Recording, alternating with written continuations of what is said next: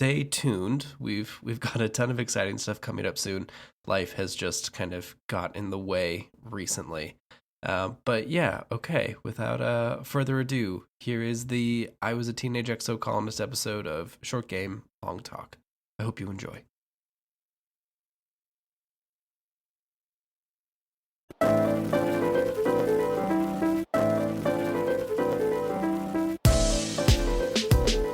Welcome to Short Game Long Talk, a video game podcast for a hectic life. I'm Eric, joined by my co-host Jess. If this is your first episode, hey, welcome in. On the show, we play short games that fit into a busy real-world schedule. We do this show because we both think it's important to continue to play games and have memorable experience, even if life is a bit crazy. Like if you're Jess and you stay up until 1 a.m. last night doing a report. Or you're like me, who just like chooses not to sleep on some nights before work. It's really dumb. But that's not why we're here. We're here to also introduce our guest host for this episode for the first time. We have a new face. That's cool. It's not Jordan, Chris, or Grace. We have Phil from 70% Complete, formerly known as Codex. He is a amazing lore master, amazing blogger, amazing writer, all that kind of stuff. Phil, welcome to the show. Thank you. I accept amazing, although I rarely believe that my writing is so. You had one of the best answers to our Game of the Year episode. So you're definitely a very well written person, which I am not, as you can tell by my mumblings. Tell us a little bit about 70% Complete. Yeah, sure. So it's a blog, it's a podcast, it's a long-suffering YouTube channel, I suppose, with some video essays in there. The general idea is my co-host on Codex, and I guess now the 70% Complete podcast, Logan, he and I have been high school friends, and that is far too long ago now to really tell the years. But we've always wanted to do stuff together. We used to do amateur films. We ran an air guitar band for 2 years. Yes. We did theater stuff, and this is the latest iteration of it. So we just get together, talk about things that we should have known, and whether that's lore about video games that I just want to tell someone about, or one of our best episodes is a little show called Info Dumping that we have within the feed about the year 2038 and how that might be a computer apocalypse, and that's fun stuff. But yeah, it's just a thing that we put together to put words out onto the internet, and then also give me a chance to talk about all of my weird video game thoughts finally. Nice. That's awesome. And that can all be found at gordonhamburger.com, right? It is 70%complete.com now. I finally bought the domain. Okay, so nice. 70 numeral and then %complete. It's all there. So Gordon Hamburger is no longer? Gordon Hamburger lives on in our hearts. Okay. But yeah, the URL is gone now. Yeah, that was a mystery to me. But to get back on the topic of Short Game Long Talk, we are playing I Was a Teenage Exocolonist, or for the rest of the episode, we're going to refer to it as Exocolonist because that is way too long. This is a game by, I believe, Northway Games is the people who published it. They are do you guys know anything about Northway Games? No. So they are a husband and wife team, and they are, I believe, self-proclaimed virtual nomads is what they're called. And they basically just travel around with the lightest amount of tech that they can and just go everywhere. And I was like, that's crazy that they made this game in that situation. But yeah, this game came out in, I think it was 2023, I want to say, because I think I missed it by a year. Otherwise, it would have made my Game of the Year list, I think. Let's see. It apparently it won something. 2022. Damn, I was way off on playing this game. I don't know why it took me this long. But yeah, this game, in the continued fashion of making this Game of the Year, my challenge of making the Short Game Long Talk Game of the Year the hardest it's been. This is a game that has been nominated for Best Storytelling, Games for Impact, Outstanding Achievement in Story, Best Narrative, Social Impact, Excellence in Narrative, Excellence in Visual Arts, Game Beyond Entertainment, Outstanding Video Game, Best Video Game, and Best Gameplay. And it won Best Video Game at the Canadian Screen Awards and Best Gameplay. Also, the second game of the year from a Canadian developer, which a very random trend that I did not plan. But yeah, how would you guys feel? You're new. I want to hear how you would describe this game. Ooh, it's like it's equal parts, I guess, choice-based visual novel and also kind of a card battler. But I feel like that's incredibly disingenuous for what this is, as mostly a game that will make you cry. Jess, how about you take a crack at it then? Honestly, I was literally going to say what Phil said. So I take it you guys both played it with the card game turned on then.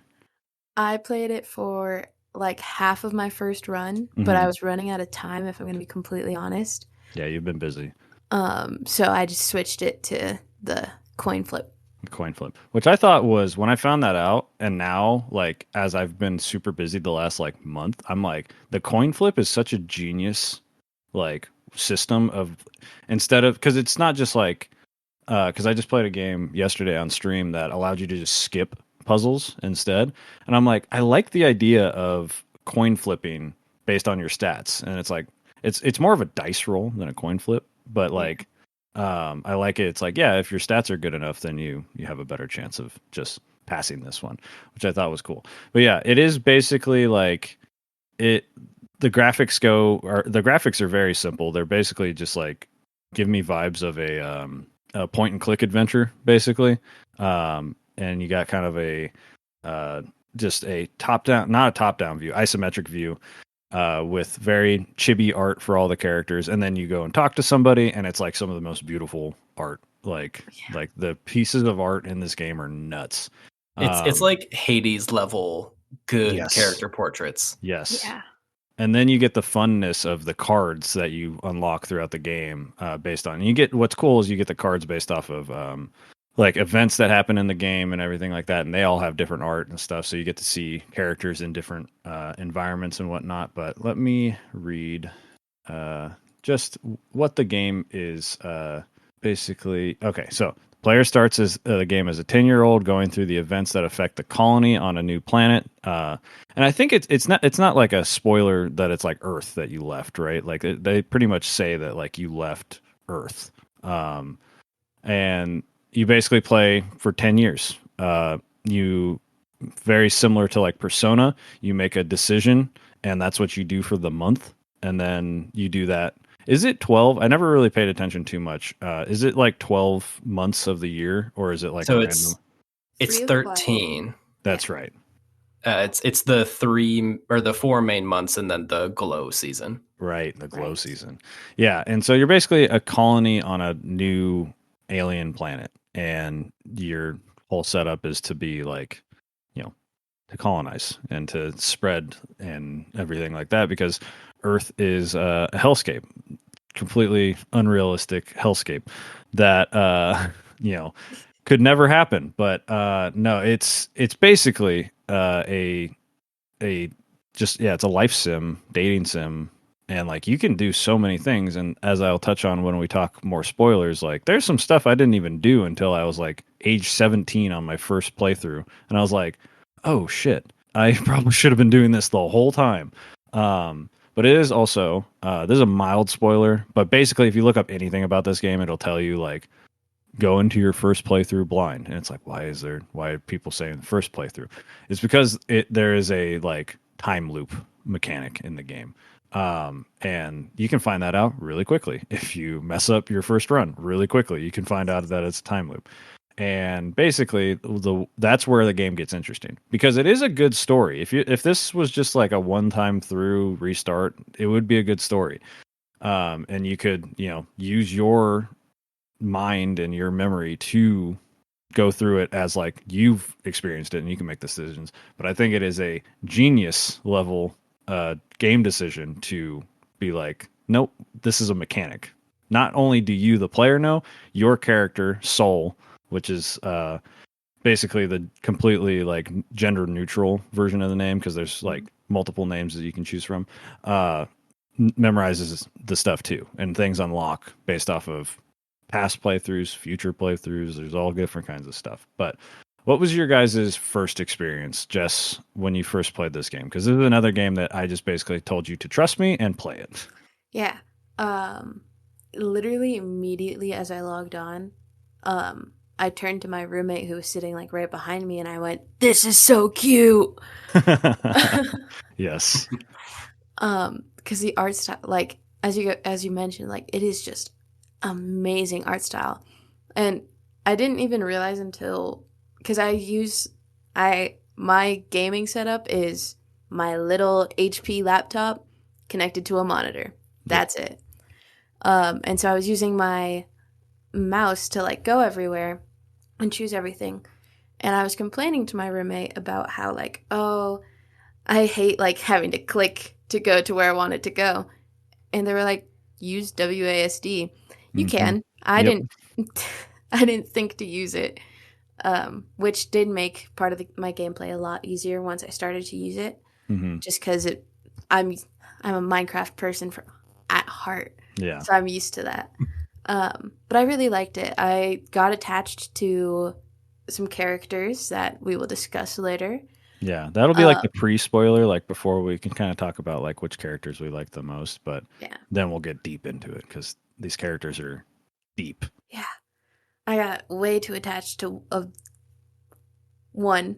I'm very curious. Yeah, I'm super curious. Because I think the thing that this game does really well is you will find yourself in this game.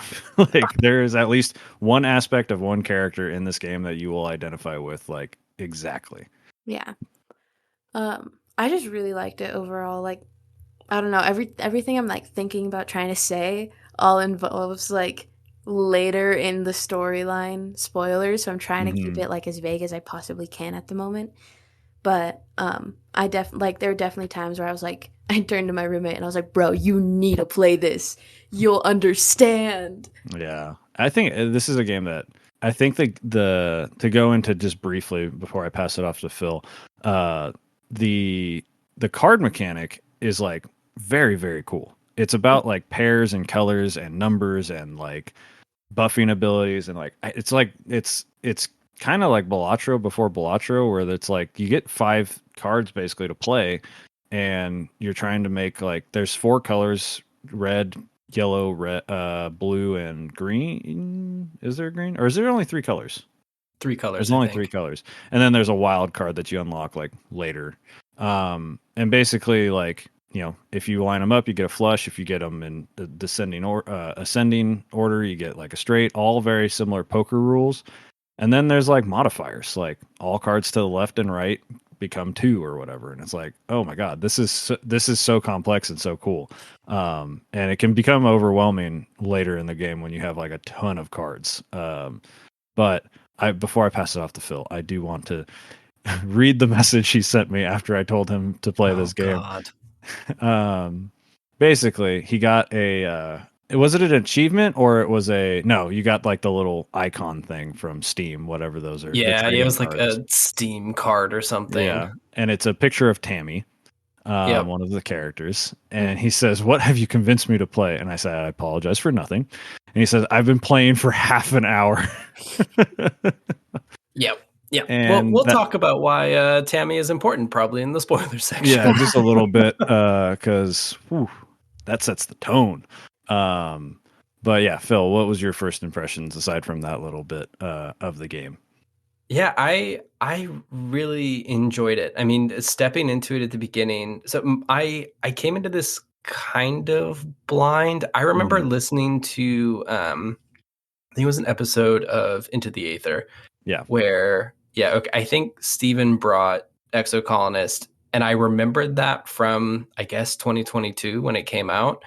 And all I remember is that it's a time loop story. There's a card game, and the advice that you should probably pick 1 or 2 of the colors to focus on instead of all 3. Like being a jack of all trades is not the way to go with this one. So I did that when I was playing through it, and it didn't feel limiting. Like I think we'll talk about this in a little bit, but I was playing this at the same time as Citizen Sleeper 2, and it's actually a really good companion. Like, this is a much kinder version of the world sometimes, but I was just really taken by like how beautiful it was. I enjoyed exploring, and I feel like the game really lets you dig into the world and kind of play around with stuff. And then also just all of the characters are great. Most of the characters are great. Perhaps one of them is not great. Perhaps But one or two are not that yeah. great. But I loved it. It was fun. Yeah, it's exceptionally well written, and it is interesting playing it alongside Citizen Sleeper 2, where Citizen Sleeper 2 is like, it feels so unique, and even though there's probably like just as many choices in this game feels way more authored. Because even though like you have all these different choices you can say to people, it does feel a bit more authored, and it feels like no matter what you do end up kind of, we'll probably have a lot of shared experiences, where it's like, I don't know how many shared experiences I had with Jordan or if I'd have with you, Phil, on Citizen Sleeper 2, because it is so like vast. But that was, speaking of choices, that's another really cool thing that I think this game does, is like, it highlights what will happen or what you need to make a certain choice, which was beautiful. Because sometimes it's like, oh, if I click on this, what happens? But in this, it's like, no, if you click on this, you're going to get this card and this thing will probably happen. Or you can't do this because you're missing this amount. And it's like, okay, cool, great, love that. Because as somebody who plays like Persona and stuff, sometimes you don't fucking know what you're supposed to choose. And I like being able to choose like with all that extra knowledge.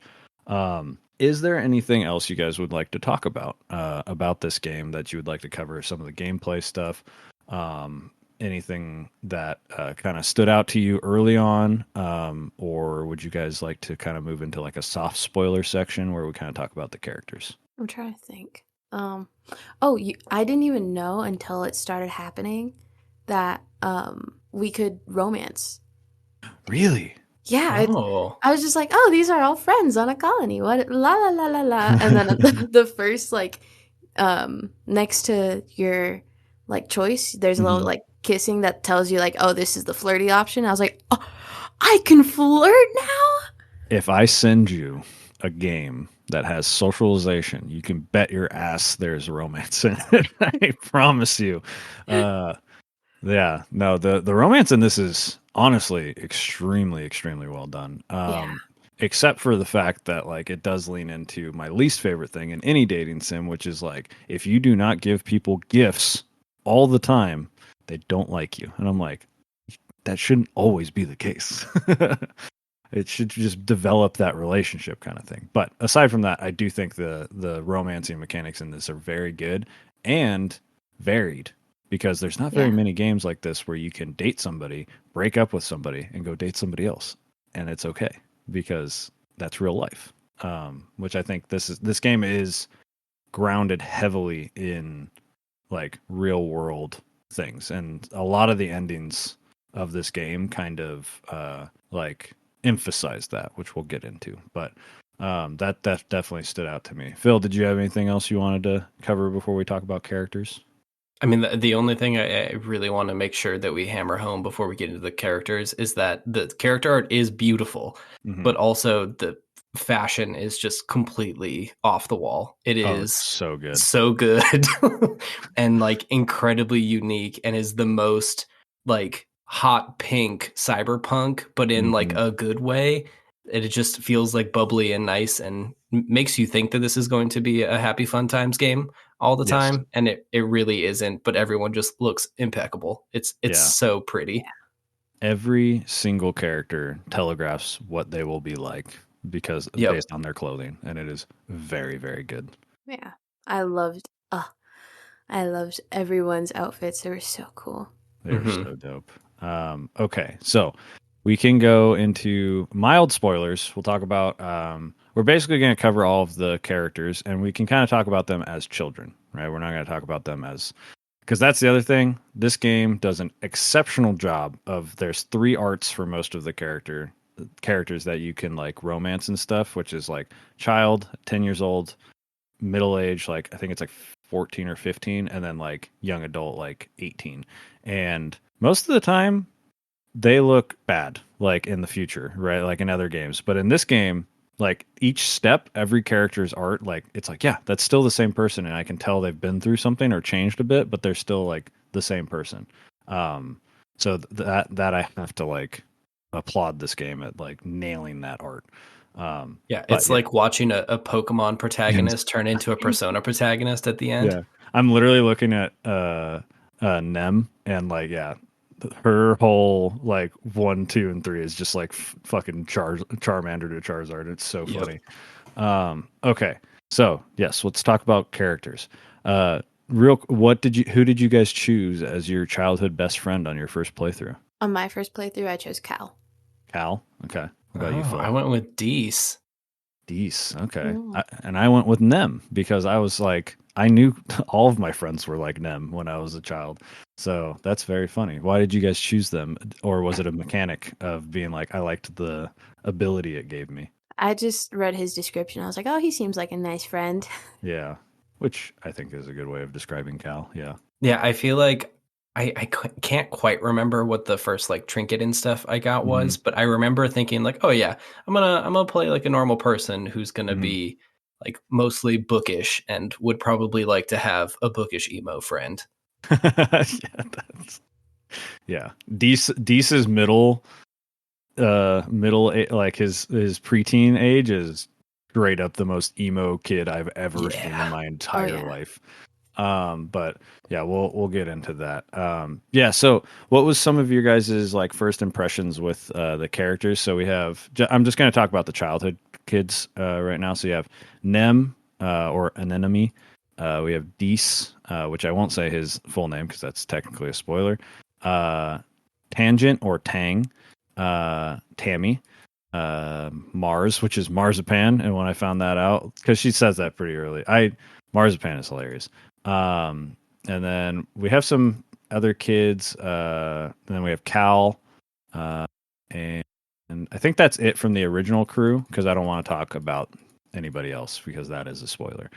But of those like original crew, like what was everyone's first impressions on those? Did anybody be like, ew, I don't like this person? Or was it all just happy-go-lucky when you saw them? When I first saw, like, because I immediately went and talked to everyone, like, multiple times on my first month, I was like, oh my God. I definitely liked Dees, don't get me wrong. But after a while, he just didn't like my character. No matter how hard I tried, he's just he is how I acted back in 6th grade. Because I would complain to my roommate, I'm like, this emo boy doesn't want to talk.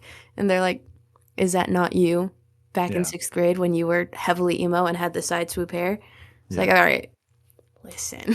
I think they did such a good job with each of the childhood characters showing how even when you're at the same ages of people, like your development or like your upbringing just changes you as a person.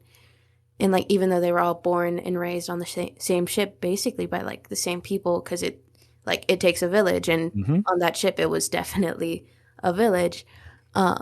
Like they just show how different each kid can be. And I think I just love it. Yeah. I think that the easy pitfall that they could have fallen into, and I think right away when you go talk to everyone, you can see them almost do this. You know, Marzipan she's the preppy girl who's really bossy, and you have Cal, who's obviously the agriculture farm kid. You have Dees, who is the loner emo kid, Anemone, who is the jock, and then you have Tangent, who is your like smart kid, your mathlete. And you can see those are just clear stereotypes of 10-year-old kids. And then the moment that you talk to them, they're just complex kids. Like it's written by, at least it feels like it's written by people who actually understand that kids have internal lives. And it was really surprising that this wasn't just kind of like, oh, she's the bossy one, and so we're not going to be friends with her because she just like wants Tammy to give her sweets all the time. But like she was nice. Like once you like talk to her and like everything, she's great. Yeah, she's like friends and very much cares about like Tammy and stuff. Like it's very obvious. Like Mars could easily be written as a bully, but she's not. She's Yep. like, she's just Mars. She just is. And that reminds me to mention that everybody in this colony has an augmentation of some kind, right? And that is a part of their character that some of them are hidden, and you have to like really like do certain kind of like mini quests to find out what they are, and some of them are very outright. Like for example, Nem is hard to hide because she has scales on her body, and basically her, for an example of what her augmentation is basically if she ever gets a cut or a bruise or any kind of damage, scales grow over it and like harden like armor, which is hilarious for the kid that's like extremely rough and rowdy. And then you have other ones that are like, I don't even think I know them because they're, without looking them up, like they're very hard. In spoilers, I will say my favorite one, but yeah. And then some of them are very obvious, like NEMS, where it's like a visual thing. But did anybody's kind of stand out to you that wasn't like something like that that you found out early on that's not like a late game one? I mean, just by like looking at her character Tammy with her ears, Mm-hmm. I loved it. Yeah, 'Cause her little it's- elf ears. Yeah, I think that's Yeah. hers. I can't Yeah, I remember. think it is. It's like hearing or something like that. Yeah. I don't know. Because I think she has the same augmentation as her dad, and her dad also has the big ears. Oh wait, hold on. Where'd it go? But yeah, that's one thing that's like a classic dating sim thing is like if you click on somebody's profile, it says like their age, their height, their birthday, their favorite thing, their augmentation, like all their relatives, all those things, which is like you see that and you're like, oh yeah, we're playing a dating sim, all right. We got a notebook about a person, basically. And that's kind of fun to get into and figure out like, oh, how much when is somebody's birthday? Oh, if you give them a gift on their birth or their birth month, you get bonus points, and which is like the only time to give them a gift because otherwise it's just a waste of time. Phil, did you notice anybody's that were like right away? You're like, what is this? What's going on with this kid? I'm trying to remember. I don't think I found out what Tangents was for a while, but that Tangents one is was, crazy. yeah, Tangents is really crazy. And I'm trying to remember. I don't think I know some of them. Yeah, I Like, definitely, I think, off the top of my head, have no idea on like a handful of them. Yeah, I don't. yeah. He was my childhood friend, and I did not know Cal's. Yeah, Yeah, I don't think I know yeah. Cal's either. It's probably something kind of boring, if I'm going to be honest, based on Cal as a person. But They are, I feel like they're very wide ranging, where it's anemone and anemone can do the like scales, and then Dees has a really wild one, and then like you can pick for yourself. There's a bunch of different ones you can pick at the beginning, and you can have like a sixth finger or right. really the good hearing. eyes. Yeah. Yep. Or hearing or something like that. Yeah, it's very interesting. Yeah. But yeah, that's like that. What you just mentioned, Phil, is a good example of like the choices you can make. Like throughout the game, they just give you these choices that will be like influence the next like year or two of your life, kind of thing, or how you develop. Because there is a skill tree, or not a skill tree. There's a like, I guess there's three things, three categories that all line up to each card. So, and then I think there's four like little skills in between each one, right? Like for each category, like there's 4 yellow skills, 4 blue skills, 4 red skills, and they all kind of depend on what you do. So making choices where you're like, you can go do like research in the lab, and that'll give you blue skills of some kind, or there'll be, you can do like, you can sneak out and go explore the valley, and that'll give you red stuff. Or sometimes they intermix, and you'll get some red and yellow. And that's a balancing act for sure to get them, because it's basically you get like a few skill points, and it goes from 0 to 100. So there's quite a bit of balancing there. Did you guys have any issues with that on your first playthrough? I had personal issues. Okay. I'm just like an extreme completionist, and even going into this knowing that it was a game that you cannot complete the first time through, I basically just abandoned all the yellow skills and perhaps felt the pain of that later in the game. Gotcha. What about you, Jess? Kind of the opposite of Phil. With I also wanted to go the completionist route, but by like year 13, I was like, ooh, I'm not going to be able to get all of this done, like all of these 100%ed by the time I hit 20. By combat, gonna go straight into humanities and research. Yeah. I was a straight up research nerd because of circumstances in the game that we'll talk about. And yeah, my combat was ass. It was bad. And that was not on purpose. Like I tried, but due to story reasons, I'll talk about why it was so bad. But yeah, but it's such a good, like, this game basically asks you, like, if you could go back in time when you were like 10 years old and relive your life to 20, like, could you do it better? Right. And like, basically that first time through is us reliving just doing our lives normally.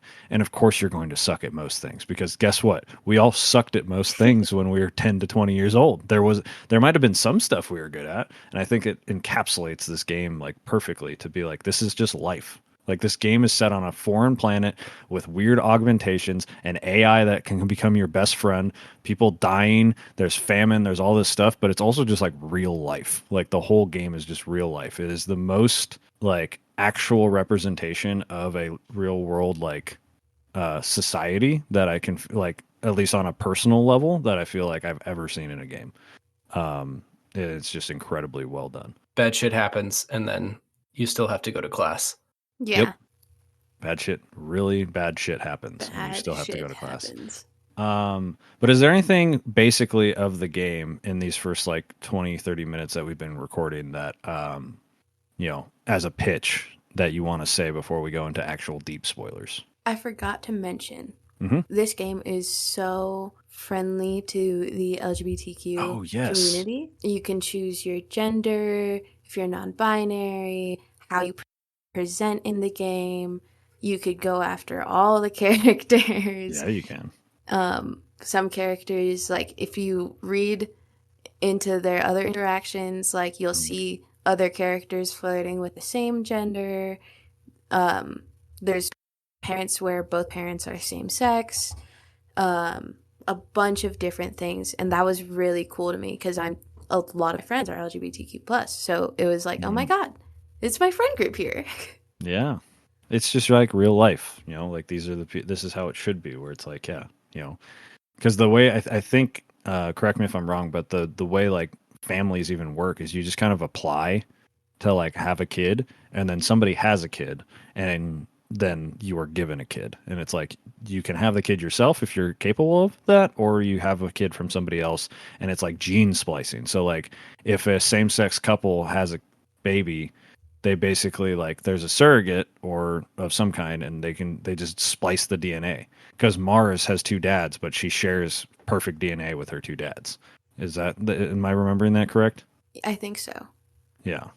There's a lot of crazy sci-fi stuff in this game that like we will definitely not cover, but it is like, it's all over the place to like find out like, oh wow, that's a cool little tidbit. Phil, was there anything else you wanted to cover? No, I don't think so. Most of my thoughts are reserved for the spoiler zone. I'm excited. Yeah, definitely a good call, Jess. I definitely wanted to point out how LGBTQ plus friendly this game is, because my personal favorite soul is completely non-gender conforming soul, style wise, because you can do masculine or feminine or somewhere in the middle, and somewhere in the middle is the best, because you get like the long hair and like, yeah, it's a good look. I do wish you could be like male, female, and then pick the hair as well, because the hair is mostly what changes. They do a really good job of like keeping the character this pretty much the same based on whichever you choose, and then pronouns and whatnot are changed, and then they never ask you your sexuality or preferences like that, because they're just like, no, go wild. It's a free zone. You can do whatever the hell you want. It's okay, the future. Great. Yeah, and literally, it's the future, and it's the way it should be. Okay, so you're gonna hear a little ding in a second, and that means it's time for spoilers. All right, here we go. Spoilers. but very light spoilers to start. So if you're still here, and if you want to hear the juicy gossip about who we dated in the game, that's what we're going to start with. So what was everybody's dating experience? Jess, I want to hear who you ended up with. Did you find somebody attractive right away, get to know them and be like, ew? Or did you like hone in on somebody right away and like that worked out for you? I didn't like immediately was like, ooh, you. Except for for one of the oh my god, the new colony kids. The Helios. Yeah, the Helios. Yeah. But I did for my first playthrough, I am a firm, like, for myself, like, personally, I always like having, like, a friendship before I date people. Mm-hmm. And for the Saint Valentine's Day, I was like, I already know my best friend forever. It's Cal, because we were childhood best friends and whatnot. So my first playthrough, I was like, I'm going to just romance Cal. He's the one I always talk to. I also, my extra stat was the brain one, where you had like a +1 in biology. Okay, nice. So I was like always in geoponics because of the parentals. And also I just thought it was cool. And so I romanced Cal for my first one. But I ended up not liking being in a relationship with Cal, but I was like, well, I'm already, like, it was by age 19 where I was like, damn. He's kind of milquetoast, right? Like, milquetoast just means bland and boring. Yeah. Yeah. There's a reason. So, like, we're in spoilers section. Like, early on, within the reason Phil sent me that message was that Tammy dies, like, super early. And obviously in future playthroughs you can keep her alive. And there's a reason she ends up with Cal is because they're both kind of boring. They're both boring, and they made a pact to each other when they were younger of that they will marry each other. Yes, and but you can still date both of them if they're both alive. Like you can still like just date Cal and like ruin that, which is kind of weird. I'm like, if they're both alive, I feel like it's necessary that they just end up together. And here's the thing. When I, like, because at age 19, every other interaction I had with Cal was like, I miss Tammy. Oh my God. Like, I'm sorry, I don't mean to be a downer. It's just like, when we were younger, I promised I would marry her, and like, she's not here anymore. You're saying that to your partner? And she's been dead for like 9 fucking years at this point? That's crazy. But that's so real. There's so many people like that for sure. So that's actually like really well done. But that is crazy. Yeah, Cal's a tough choice. How about you, Phil? What was your first time through? I was Tangent all the way. Yes, me too. Hell yes. She was my second time through. Yeah, Phil, I knew we shared a bond on stuff like this. Yeah, Tang is the best, dude. She's great. Yeah. I love how complex. I'm sure that they all are. Maybe not Cal. Yeah. But I like how complex they are. And kind of like you, Jess, I actually remember, I think you get one of the first flirt options. It might be like at a relationship level or something, but I got it really early with Tangent when I was like 10. And I was like, no, this feels weird to me. Like I'm just gonna kind of like let this develop and see where it goes. But it was a good relationship, and then it had also kind of its bittersweet ending for me, at least. Yes, the ending is so sad. Yeah, but it makes perfect sense. But Tangent. Basically, so I saw like the trailer for this and I saw the adult art for everyone and I saw Tangent and I was like, yep, no, that's the one. I was like, she's a scientist. She's got short hair. She's got piercings. I'm all on board. This is great. Past me, present me, future me. That is definitely the look that will always get me interested. And she is very complex. And like finding out more about her, like that she is a trans woman, and like obviously in the future, like this is something that she decided really young, and like they just went about it, and so everything is biologically woman and everything like that. And I think they do such an interesting job. We'll talk about it more, but the relationship between her and Deese, they honestly feel like the main characters of this game, like both of them. And I would watch a show, like take Soul completely out of it. Like I would just watch a show with like all of the other kids and stuff interacting. But obviously Soul is like, it's tough to have Soul missing, but it's also like, how do you do a show about this game with Soul, who's like omnipotent kind of thing? But if it were to be a show, like Tangent and Deese would be like the main two characters, I feel like. What you mentioned, Phil, was like, early on you can start flirting with Tangent like really, really early, and it does not benefit you at all, because I definitely saved Scum just because I was curious. And the less you flirt with Tangent, the better your chances are in the future, until later. And then it's like she is like all on board, and it's great. And she has some crazy plot stuff that we'll get into, but how about for second playthroughs? Did we change anything?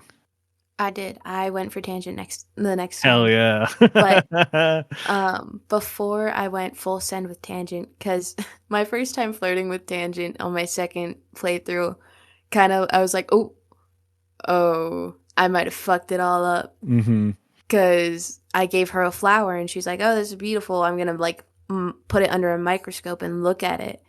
And the option was like, you're more beautiful than any flower. And so I clicked it because I was like, oh, that's such a that's so cute. smooth. Yeah. It's so cute. And then she's like, please don't say that ever again. And I was like, oh shit, I fucked that up. Yeah. So I was like, I'm gonna let that run its course. Hopefully I can romance her more. But then I also was, because it was so easy to do it, kept like flirting and romancing with Rex. He's just so adorable. Rex is one of the kids that comes down with the heliopause, and he's one of the ones that I alluded to that you can tell exactly what his augmentation is, because he's a fucking dog man. On my first playthrough, he bothered the fuck out of me. But then I realized as I went on in my second playthrough, he was like my best friend. Like Rex is a great character that I was like, I judged harshly at first. Phil, how about you? What was your? I ignored most of the heliopause kids. Fair. I like chatted a bit with. Is her name Nomi Nomi? Yeah, I went Nami Nami. Their name Nami Nami. Yeah. Phil, would you like to give a rundown on what the heliopause is exactly, so that people know, like, how fucking huge that event is that happens at age, what, 14, 15, something like that? 14, 15. Yeah. So you are on the Stratospheric, which is a colony ship of a bunch of, it seems like, exiles from Earth. You lived in some sort of commune, and then you all left Earth, went on this generation ship, went through a wormhole, and then you crash landed, kind of depending on your choices, I guess. Crash landed on Bertumna. Is that the name of the planet? Yeah. Something like that. Okay. And then everyone's having a great time. Things go sideways, but you're all pulling yourselves up by your bootstraps, making it through. And then at age 14, the heliopause shows up, which is, I guess, the Earth army that is. Yeah, I don't know what the fuck their plan was. Like, yeah, they basically come to the planet and say, hey, you're now all under arrest, but also we need you to make this colony work because we're stuck here too. Yeah, they crash land as well. Like, yeah, on the Stratospheric. It's great plot device. They just land on top of your shit after you've had some pretty rough days. Yes.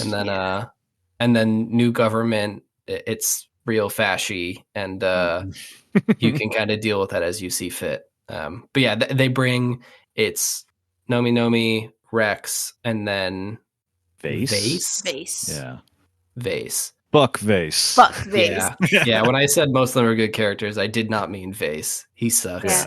Yeah. You can do so much work to make him barely tolerable. Is like the only thing you can do. He is still a piece of shit, no matter what. That was the one where I was like, because Eric earlier in the episode was like, "Is there anyone you saw and you thought was attractive on the get go?" At first I was like, "Oh, who's this guy with a missing arm who's like a year or two older?"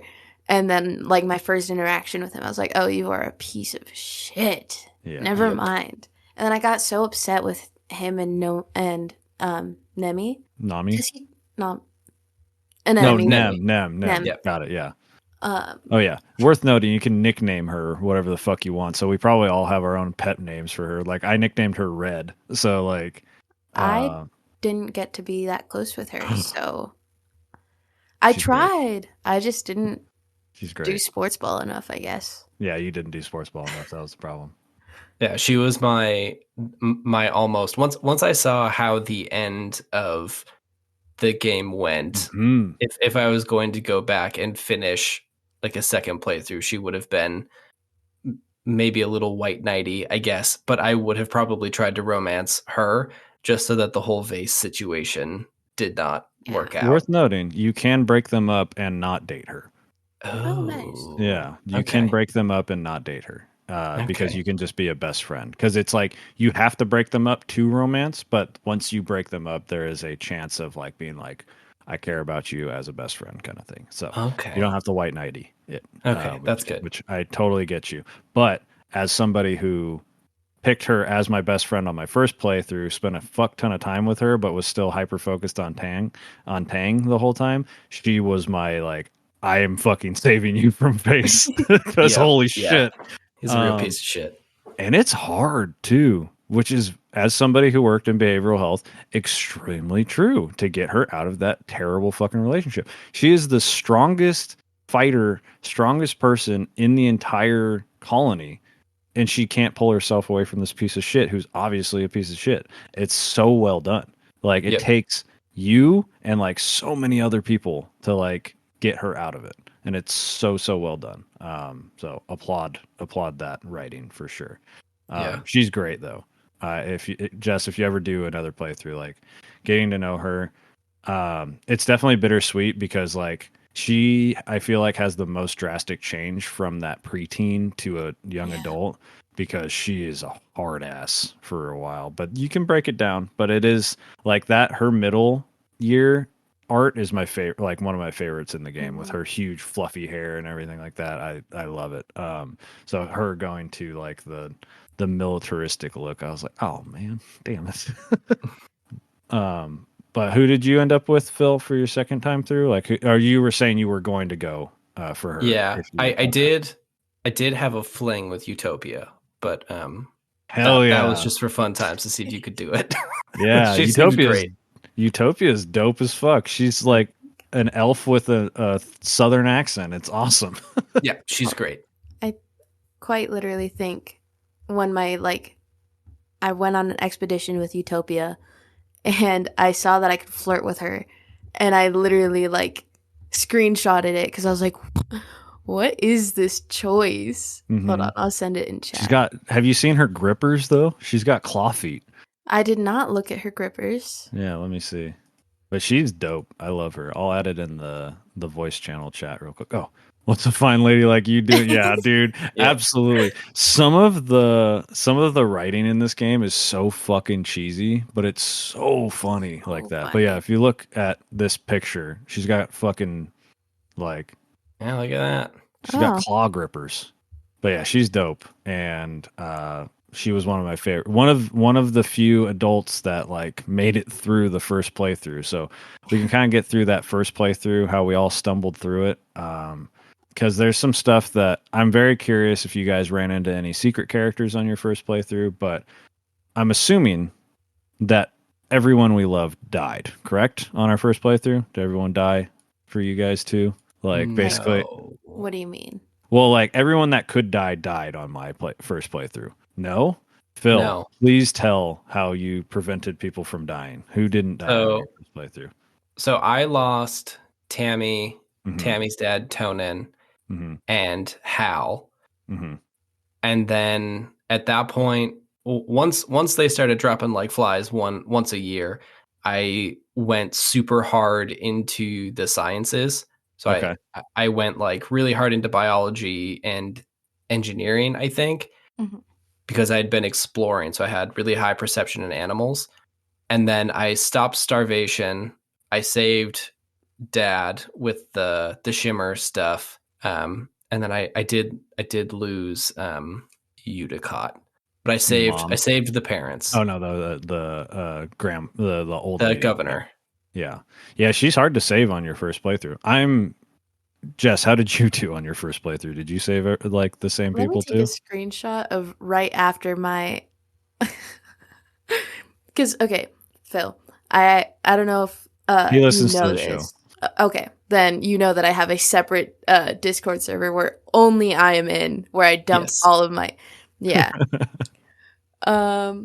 So I'll just do a full screenshot of it Hell because yes. it's really We get funny. a sneak peek into this chaos channel.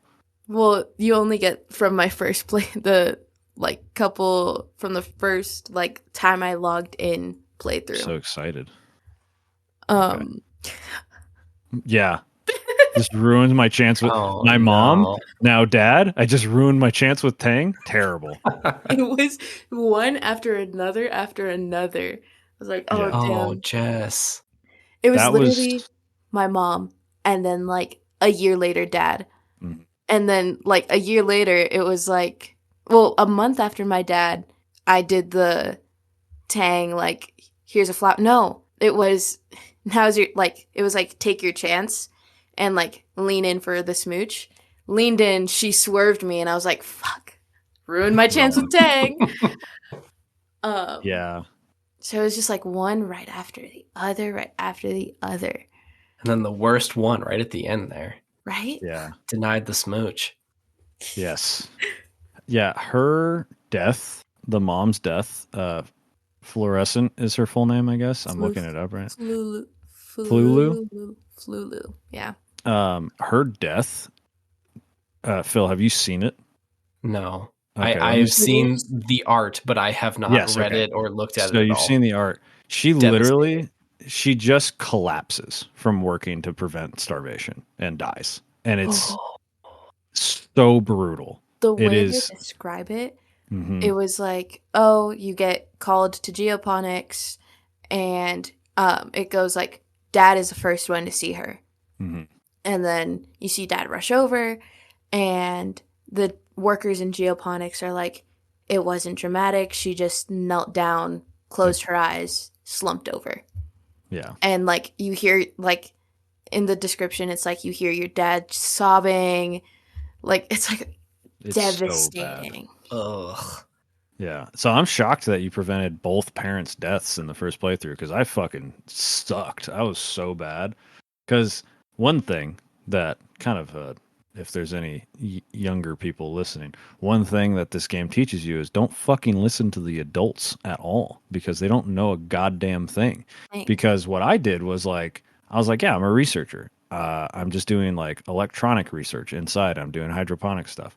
Well, actually, I wasn't even doing the hydroponic stuff that much. I was just doing research with Tang most of the game.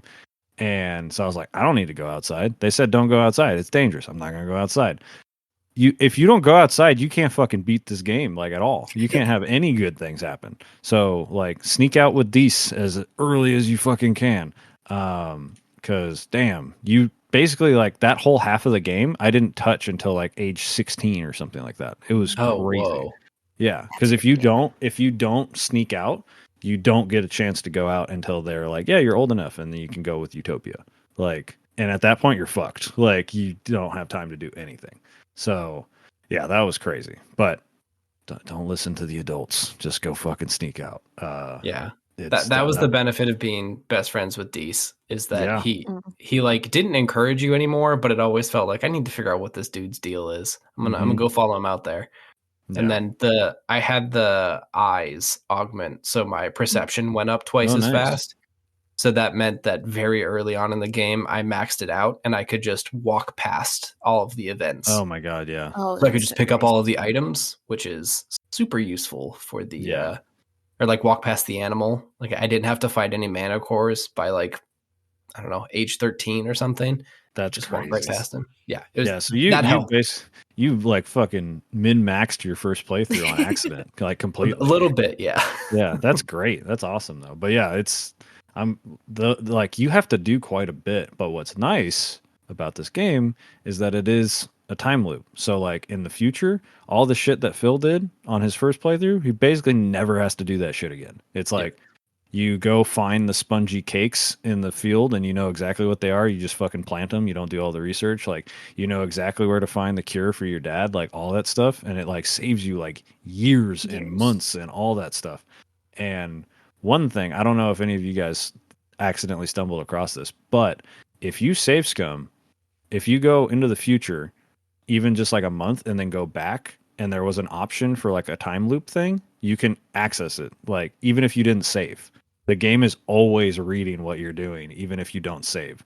So like it is constantly being updated on the back end, which is like, I don't know how they did that. That's crazy that they're just like reading every decision, everything that's always happening, even if you never saved it to the game, they know it happened. And I was like, that's crazy. Like that's such a cool mechanic in a time loop game.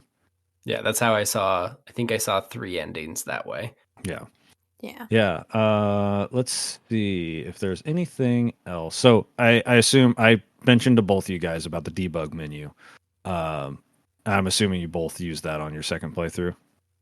Yes. Like halfway through my first one, because I remember talking to you very briefly about you saying like, oh yeah, if you go into the menu, you could turn off the cards. Mm-hmm. That's all I used it for, though. Okay. Yeah, so that's just built into the game. The debug menu allows you to like max out your stats. You can phase through shit. You can auto win card battles and stuff, which I think every game should have stuff like that because like at this point, I'm just here for the story. I'm here to talk to people. I'm here to learn more. Like it's a time loop game. Let me just max stuff out. So Phil, did you do what you said you were going to do and experiment with every single button on the debug menu? I did. Unfortunately, I cannot come here and tell you what Splode mode is. I still don't know. Yeah. I have no idea what it possibly does. My second playthrough, I maxed everything out immediately, like friendships, all of it. But the thing that I thought was the most interesting from a time loop perspective is that I was basically able to turn on the "this is my final playthrough" mode, where you see all the options. So it does some like weird game breaking stuff sometimes, but you can talk to anyone. So you like talk to like 10-year-old Tangent and you get all of the like extreme romance options from the end of her thing. You get the stuff about the cure that she's working on, like all of that is right there. Which is how I found out about Socks. Is that his name? Socks? Yeah, Socks. Yeah, that's how I found out about Socks. I did not see any of the Cal and Socks stuff until I talked to him. I was like, oh, what's going on with this Socks guy? Yeah. I think I found that on my second playthrough. That's crazy to do that. I just carried over my stats and then basically what I would do is like I would play the game normally and I would try my best at like, okay, this is what's my best hand? Like what can I do here? And then I would click the debug menu to play my best hand just to see like how did I do? Which is probably why it took me still like 30 hours for like 2.5 playthroughs because I was still technically playing. I wasn't like auto winning everything. Just because I was like, let's test my brain, see if I played the best thing, which most of the time I did not. Because there's some tricky stuff you can. The card game is sneakily like in depth, but that's cool that you can just like kind of just be like, this is my last playthrough kind of thing. Yeah, like you get the real see the Matrix view on all of it. That's really cool. That's really cool. And I think games like this should just have that for future. Anytime where you have like skills and things like that don't. Especially in a game like this where it's like if this game was 4 hours per playthrough, I'd be like, yeah, whatever. But it's like 12 to 15 hours per playthrough. What was your guys' final runtime on your first playthrough?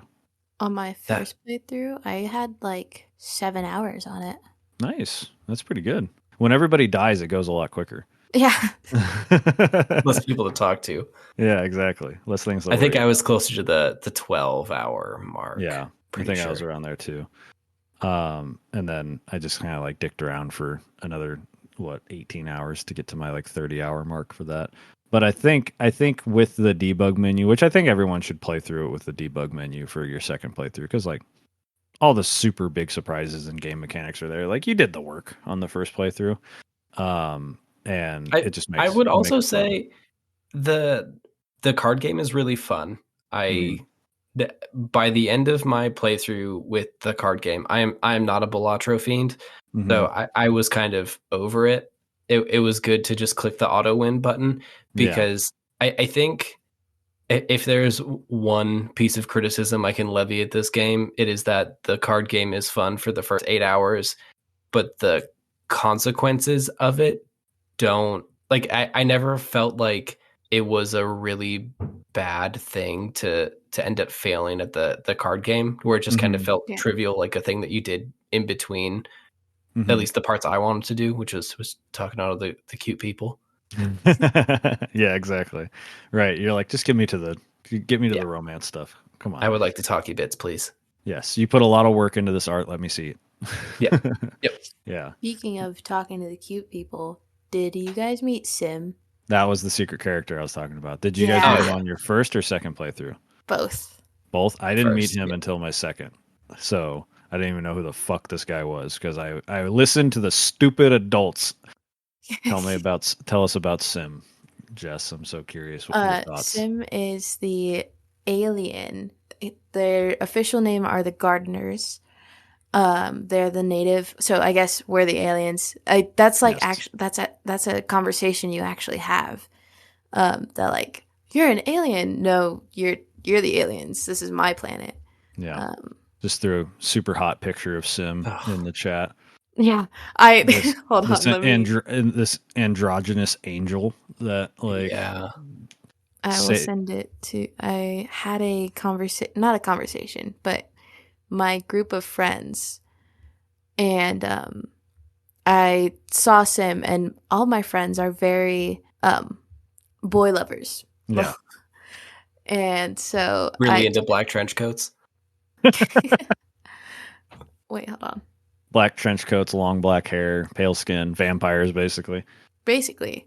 Yeah, I think Sim is the funniest because the quickest way to unlock him on your like first time meeting him is to like fuck up a bunch.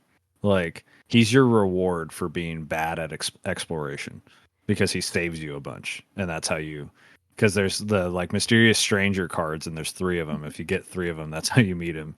One of the ways, at least. And like, it's so funny that you're like rewarded for being bad at exploration. Because his description is like an alien who's always there when you need him most. Mm-hmm. Also, to preface, before this picture, have either of you seen Arcane? Yeah, I've seen the first season. Okay, let me pull up another picture. Okay. To help Phil. Who is the character from Arcane? Yeah, it's Victor. Victor. Oh, okay. Yeah. I think I remember Victor. This picture, I guess, because what my friend is talking about is like season 2 Victor, but it still kind of works. So I sent that specific screenshot of Sim on the ground, and my sweet mate, my roommate, said, "What happened to Victor?" Yeah.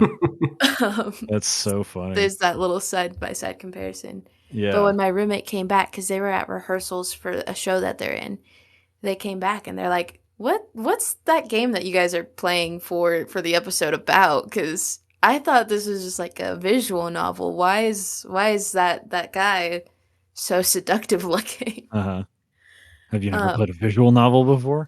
Yeah, I feel like that's in the name, right? Yeah. But I really liked Sim, and I was very distraught about his fight with the Manticore. Oh yeah. I took a screenshot of that art too, because that art is insane. Yeah, basically like he gets killed by a Manticore. Trying to save you or something like that. And yeah, there was multiple times I tried to get the gardener related endings, and I never could. there was like some issues, and it was like I was so deep into the playthrough that I was like, I give up, kind of thing. And like, so did Phil? Did you get any of the Gardner endings? Yeah, that screenshot, that image is crazy. Yeah, that's intense. Yeah. Him fighting that manticore is real good. Yeah, I got my first ending was disable the array. Oh wow! Holy shit, Wow. Phil, you crushed it. Yeah, I saved the world. Everything's great. Yeah, no kidding. Everyone died on my playthrough. Yeah. Before we go into that, to endings in general, I think we can go into, because those are kind of, they're long but not that long. The thing I want to end on is kind of like the individual stories for each character's like endings and stuff, because those are a little more in depth. But I wanted to go into, damn, I lost my train of thought. What was it? We're talking about the array, the endings. Damn, I had something and it's gone. Yeah, because the endings I think are very interesting, but Wasn't there Gardner, something you both had to talk about? we did have something, but let me see if there's something else right now that I was just talking about with Sim. Well, you do that. I have a Yeah, funny story about the sim thing. Okay, yeah. So first playthrough, I had gotten to the point where he got killed by the manticore, Mm-hmm. and then I stopped going out because I was like, well, if Sim's not out there, I don't really care that much. Mm-hmm. So I stopped going out. Second playthrough, I went out and I saw the sim with the little exclamation point. I was like, okay, I remember that this was the time where he got killed by a manticore. I'm gonna save him this time. So I go and I am victorious in my save, and then we have a little smoochy smooch. And basically what the game says is, like, to sum it all up, basically the kiss session that we had distracted him so much that he didn't realize there was another manticore, and he still died. Yep. Yeah, because Poor Sim. Yeah. I was so distraught, and my roommate at this point was like invested because like my sim is very attractive, and Yeah. my roommate would very much agree. So I was like, "Oh, I saved Sim," and then they're like, we're both watching as I'm like choosing all the different like romance options on Sim, and then it's like, oh no, another manticore is heading your way. Sim pushes you out of the way and takes the bite to the neck. I was like, oh my god. And they're like, did your kiss just kill Sim? Yep. And then I went out again and I had the whole new plot line with Sim. Mm-hmm.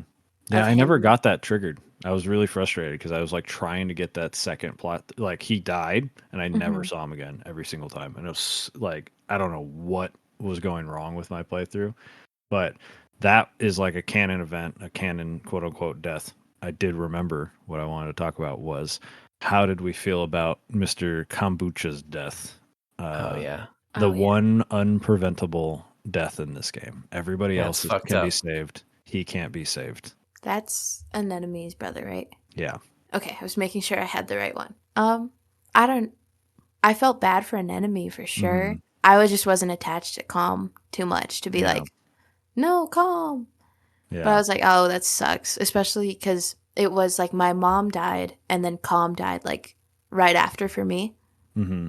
So I was like, I was more focused on the fact that my mom was dead and I was in mourning and all my stats were -1 for 3 months. Yeah, that's a 1-2. That's a hell of a 1-2 punch to have that happen. Because I think that's another very interesting thing in this game, that you get negatives like to your stats and stuff during mourning periods, and I think that's really like accurate, right? Like you're not going to be as good at your stuff. Phil, you had a more reaction to Calm's death. How did you feel about it? That was the first battle with the faceless, right? The first so, huge monstrosity. Yeah. I learned the don't listen to the adults lesson kind of early in that game. So I think every glow season except one. And like glow is the season at the end of everything where everything turns like you're glow bowling. I guess everything is bioluminescent. It's like beautiful. But it's also the season when everything just fucking attacks your colony, and it gets worse and worse and worse as it goes. And after I think only one of them I just hid in the crash, and everyone else I was just like, I'm gonna go be brave, I'm gonna go help out. So I was there when Calm died, and I think the gut punch of the game also very similar to the sim thing, where the sim death is your reward for hitting 100% relationship with them. Your reward for being brave and helping there is that Calm still dies, and you have to watch it happen, and then you have to deal with that. And it's brutal, and how it affects, like, it is much more effective of a death than like Tammy, because like I also didn't see Calm that much throughout the game, but it was like very clear that like he's the all-star big brother varsity jacket. He's everyone's big brother, basically. Like, he's the only one that we interact with of that age. Like, he's like the one that's like everyone's like cool cousin, basically. And him dying, like, I understand why he has to die, because you would basically have to write an entirely new character for Nem, like completely different plot line. Like, it's her total motivation to like become who she is as a young adult. But God, would I love to have Nem continue to be like her happy-go-lucky self, and her brother's still alive. I think there is one thing I'd like to. There's a pretty like decent modding community for this game specifically, and like people have like modded in new characters, new plot lines, and I'm very curious if there's a save Calm one, because you would basically have to rewrite Nem completely as a new character. But yeah, that death is rough, because Tammy's, they do a really good job of telling you, because it's like so sudden and so unceremonious, right? Like, Calm dies a hero, right? He's like protecting she just gets electrocuted and dies, and it's just like done, over with. And it's so sad, and it really sets a tone for the rest of the game. I think that also was what put me off a little bit from Dees, was because right off the bat, after Tammy's death, Dees was like, I heard she got electrocuted and got sent flying through the crash or something. And she hit, before she even hit the wall, she was dead. And I was like, what? Like, why would you? I get that, like, that's the whole point of his character, but I was like, dude, everyone's mourning. Read the room, bro. I think as a friend, you had like a equally jokey response to that of like just really off color 10-year-old nonsense. Well, with Deesa's background, which we'll kind of discuss when we get into like everyone's endings and journeys and whatnot, it makes sense as somebody who's been through similar like stuff, making off-colored jokes like that in similar situations. It is very appropriate, and continue to like, praise this game for its realisticness. Like, that is, everyone knew a kid like Dees. Everyone knows a person like Dees still, right? Like, it's tough. But before, do we want to talk about anything else before we go into like our personal endings, and then we'll close it out with like talking about each individual like romanceable character, their endings, because I don't really think, like, if they're non-romanceable, we don't really hear too much about them in like the epilogue. No. I think there's a couple of little things that I have on here that I'm curious if you two interacted with at all. Like, did you stop the genocide? Oh yeah. Yeah, the genocide is like one of my favorite parts of the whole game, especially as somebody, because we all dated Tang at one point. So preventing that is like my favorite part of the whole game, because that screenshot of her, like it's one of the beats of that story of her like just completely strung out, like laying back on the top of her roof, is like some of my favorite art in the entire game. That's what made my roommate like perk up and were like, What do you can I watch while you play? Cause who's this? Basically, I had gotten to like, I think probably like 90 friendship hearts, but I hadn't like tried to romance with her because I knew that it was going to take away my hearts if I tried to. So we were just like basically best friends. And like it was her, she was talking about how stressed she was, and then it cut to that beautiful piece of art. And I was like, I don't know if you guys know the sound, but there's the hello sailor, like audibly went hello sailor. My roommate turns around, sees Tang laid out like that, and they're like, oh, I'm gonna look over your shoulder every so often to just Let me saddle up over here. look over. I completely lost my train of thought right now because I was just mean, gushing about how hot Tang is. That's basically what she does to people. Yep, that's completely fair. Yeah, no, that preventing the genocide is crazy. That like was finding that out and then having that kind of be a part of the romance, at least like for all three of us, is like so satisfying. Like to be like, you cannot fucking do this. Like this is not okay. so.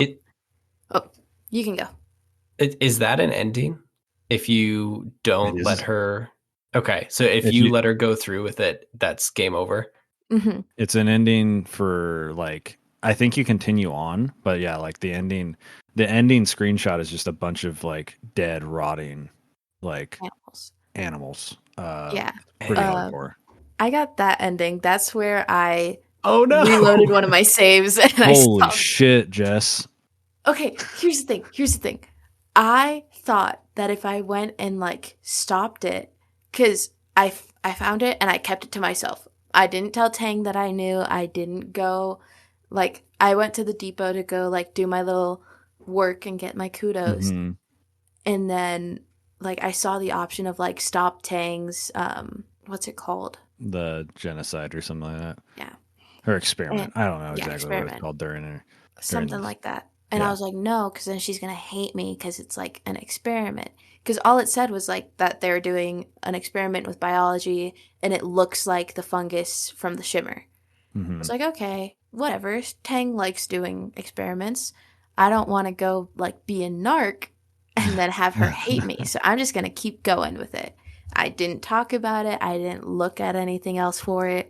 It's like, cool. I know that information. I'll keep it for later.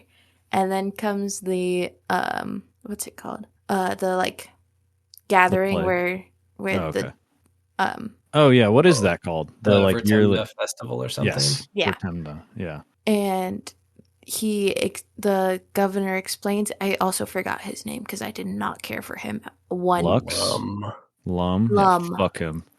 Yeah. Fuck him. Great characters, like design visually. Just a great character in general. He's very well written. Like, it's a piece of shit, but he's very well written. Very well written. And he explained it all, and I was like, oh, I messed up. Yep. But at that point, it wasn't like a thing of you can go stop it. As soon as he announces it, that's your end. Shit. Oh. So he announces it, and it immediately goes into the cutscene of, yeah, it worked. Yeah, everything larger than an ant did die, but with it, the planet. And then you get this picture of like this rotting. Hold on, I'll find it. Yeah, it's like the Unisaurs or whatever, like rotting. Mm-hmm. Yeah, that's brutal.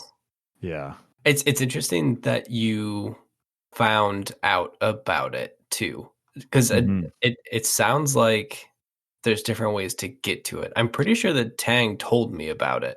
That's what I was going to say. Stressed and stuff. Yeah, there's like 3 or 4 different ways of finding out about it, which is so well done. Because you can find out just by working for Lum, like working as his assistant. You'll find out if you have a decent relationship with Tang. You'll find out if you do the sneaking and spying stuff. You find out like there's a lot of different ways of finding out this thing, which is really cool because it basically allows you. Aside from if you're just hyper focused on like exploration and stuff, there's a pretty easy way of finding out for most people. But yeah, that the genetic plague basically is crazy. Yeah, it was insane.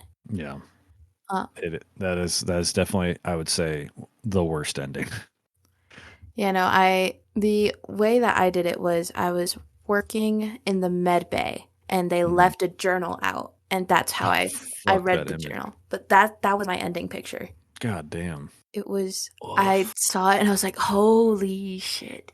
Immediately after like that, like after I read everything and like I saw my ancient self, load save.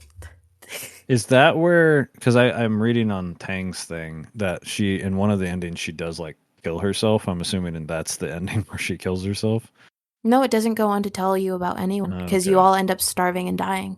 Oh, duh. Yeah. Duh. Brutal. Yeah.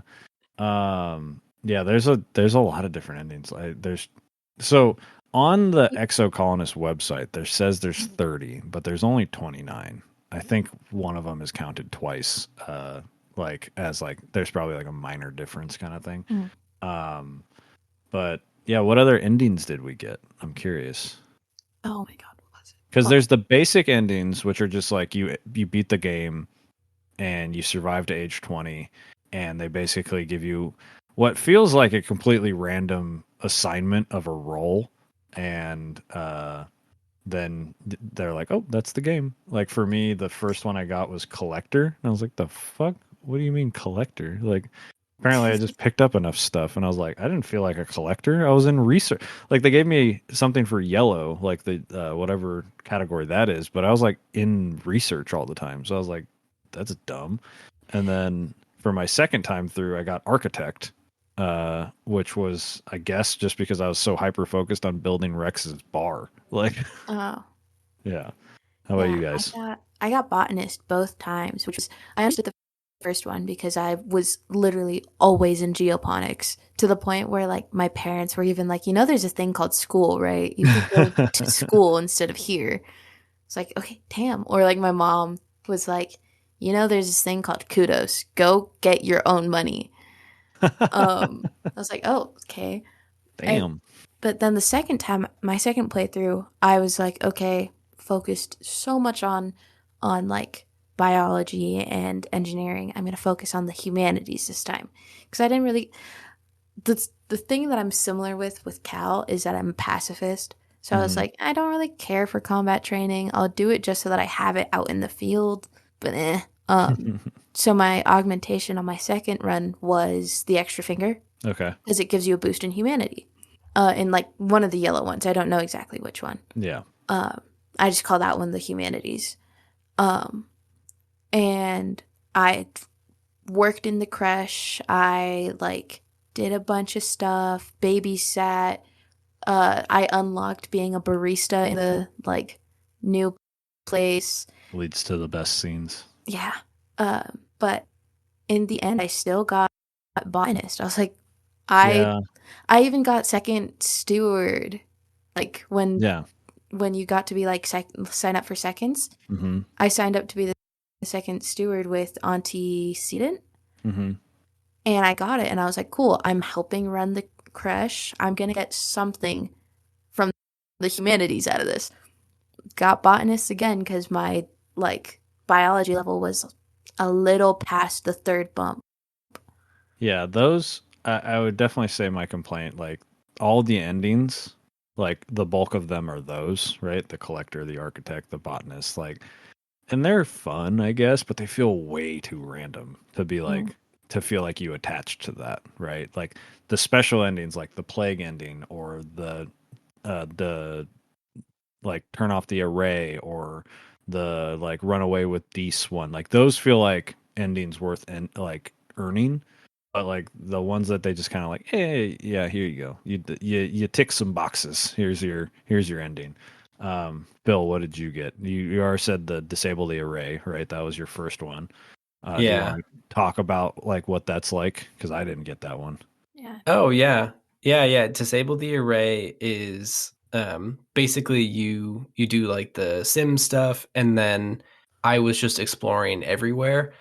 But I almost didn't get it because in order to get it, you have to go hunting in the swamps, I think. Oh, yeah.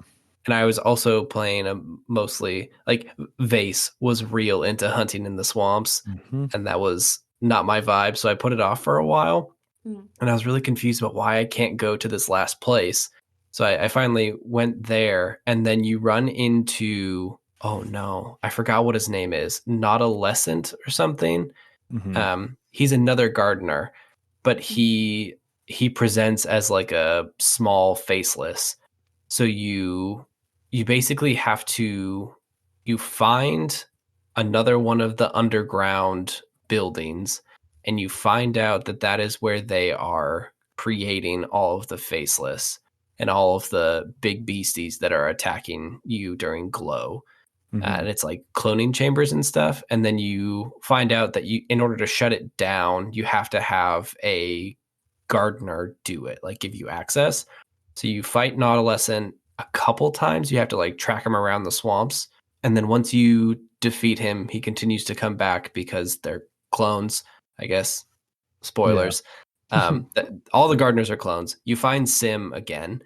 And he comes back and fights you when you're trying to take out Nautilescent. And you and Vase basically fight them until they die. And then you keep going. And then you shut down the array. And it's basically the programming that brings everything back to life. So you shut down the cloning machines, and then you shut down the they have like some sort like there's a lot of stuff throughout the game talking about fungus and how like fungal networks and everything. And basically you shut down the organic network that connects all of the gardeners together. So you turn it all off, and then Sim just lives a normal life. And like that's like the game that's ends his dream, right? there. Yeah. Like, yeah. He wants to just be normal. Yep. So he like no longer can be cloned or anything, but just like lives out the rest of his life. And that's where the game ends. So I ended at 18, like halfway through 18. And that was it. And you like shut it down, and everyone lives happily ever after. Like you've conquered the planet. It no longer attacks you. But it's not the plague ending where, you know, all of the life on the planet still exists. You just are now just normal on a frontier. Yep. So I was just looking up. I looked up Nautilescent too. Thank you for sending that in the chat, Jess. But I was curious because I was like, "What is Cal's augmentation?" Because we talked about that. This boring motherfuckers is resistant to heat and cold. That is right. That is yeah. He was. That's cool. It's a cool one, but that's boring as hell. That ending sounds crazy. I didn't realize how in depth that was. Because I know there's a lot of endings that do just end the game. Like the one I accidentally got, which is the paradox one, for staring up into the wormhole. How did you do that? Yeah. So let me read the steps, because I at one point, and Phil, this is I think why you would like love this game extra, is like I had like multiple tabs open on like how to get special endings, because there's we'll get to it, but how to make congruence your best friend is my end game for this game, because it basically gives you a jump. It basically allows you to skip like 4 years every playthrough that you start. It's crazy. So let me pull up endings, and then I'm trying to see. I'm on like the shitty fandom website, so like it's never the best. Tune into my show to hear me and my co-host rant forever about fandom. Yeah, it's not the best. Fandom wiki. Yeah, fandom so bad. Yeah, let me see. What's really funny is after I played, like I did my entire 2 run-throughs. I clocked, let's see, how many hours did I clock here? I clocked 14 and a half hours in the game completely. But after I was done, I was scrolling on Instagram, and I like searched up the hashtag because I was like, I never hear about this, but I'll see. And there's like this tiny, tiny little like, this is for the 4 fans of I Was a Teenage Exocolonist. Here's my drawings of all the characters. But that one search changed my entire, like the algorithm was completely algorithming on my explore page on Instagram, because it immediately went to like all of the different art of all the different characters. It was just like, I was like, all right, that's a little scary, but also it's just the algorithm. That's very interesting, because this is one of those games that I feel like it got a lot of like heat, like good heat, right? Like it was fairly popular, but like no one talks about this game anymore. Like this game should be talked about way more because it's crazy. Like, do I enjoy like the Citizen Sleeper game a little more? Yes, but this game is just as addicting. Like I spent 30 fucking hours like chipping away at endings to get to the Transcended Time ending. That was the one I got. So the order of operations in simplest terms is you meet and befriend Sim outside the colony. After you unlock Sneak Out during Glow, do so any of the remaining years. You visit the several exploration events where you encounter a shadowy Faceless, and as long as you see a Faceless silhouette, you found one of them. You get several of those, and then to get to the end of the area, and you'll find a Faceless standing underneath the wormhole, kind of like just staring at it. And you need to make sure you have like low stress and stuff. And then you basically just keep staring at it until you like get sucked into the wormhole from the ground, and then you transcend time. And I got that on my second playthrough. That was one of the few endings I got, and that one was crazy. I was like, yep, that feels like something worth knowing. And that unlocks a lot of like secret options on replayability because now you've like transcended time. So there's a lot to like explain to people. Did anybody overthrow the government? I didn't know you could. Yeah. I overthrew the government, and it's great. I ousted Lum, and it was so good. That was the ending I like, my last ending that I got. Because there's two options. You can either you become governor, which you can, or my girl Mars can become governor. And that's what I did because I was like, fuck that. I'm not going to be governor. I don't want to do that. But yeah, you basically overthrow him, and it's great. Like you have to go around to each head of each like area and convince them to vote your way, which is really cool. And the funniest thing about this is the way it starts is through your little club, right? That you meet with Mars, Tang, Nem, and Cal. Like that little group is how you start overthrowing the government. Like because it starts out as the what is it? What is their name actually? I'm trying to look it up. I know It's something like super something friend group. Yeah, let me see. I did not get any of this. Oh, Phil, you would love this shit. I got the friend group from working at Depot, like at 12. Yeah, if you work at the depot, you do unlock that. Yeah, I never worked in the depot. Yeah, there's a lot. Like that's what's so cool about this game is like if you just do a certain job, you'll unlock a different thing. And I'm trying to think of what it's called because it is very funny. Let's see. Dang, I can't seem to find it. Jess, as part of your botanist run, did you end up unlocking the pets? No, I did, but I didn't. Because, like, I kept getting, like, the new perk, you can now go, like, to pets in, like, but then when I would look for it, it wasn't there. Maybe I, like, just bugged out my game with all the stuff I was doing. But I definitely want to, like, go back. That's a great thing about this game is, like, just I'm able to go back and figure this out because I want a pet so bad. There's 4 of them. I had Socks as my unofficial official pet. Yeah, I had Optimus Prime. Yep, me too. Yep, Optimus Prime. Good name. Yeah, I knew we were in the same age bracket. That name is too good. Yeah, the pets are fun, but eventually, if you just mess around with the debug menu, they become a bit pointless. But yeah, the pets are cool. I don't think I got the last one because I'm missing the achievement to get like all 4. It's called the Secret Fun Time Club, which starts at age like 13, and that leads to you overthrowing the government. It's really great. But I want to see. Those are the endings that I got. Do we want to kind of move? Do you guys have any other ending stuff you want to talk about, or do we want to move into like how the character's story ends and then kind of wrap up from there? Yeah, I don't have anything else. Okay. Yeah. So wait, Yeah. No, I go just ahead. remembered one thing. This is why I asked that question. It was just a really cute one-off thing that I had, because this was something I really liked. In my first playthrough, I just randomly found everyone's birthdays. Oh, nice. Because I'm a gift giver at heart. So every time I found a flower, I was like, "Here, Nomi.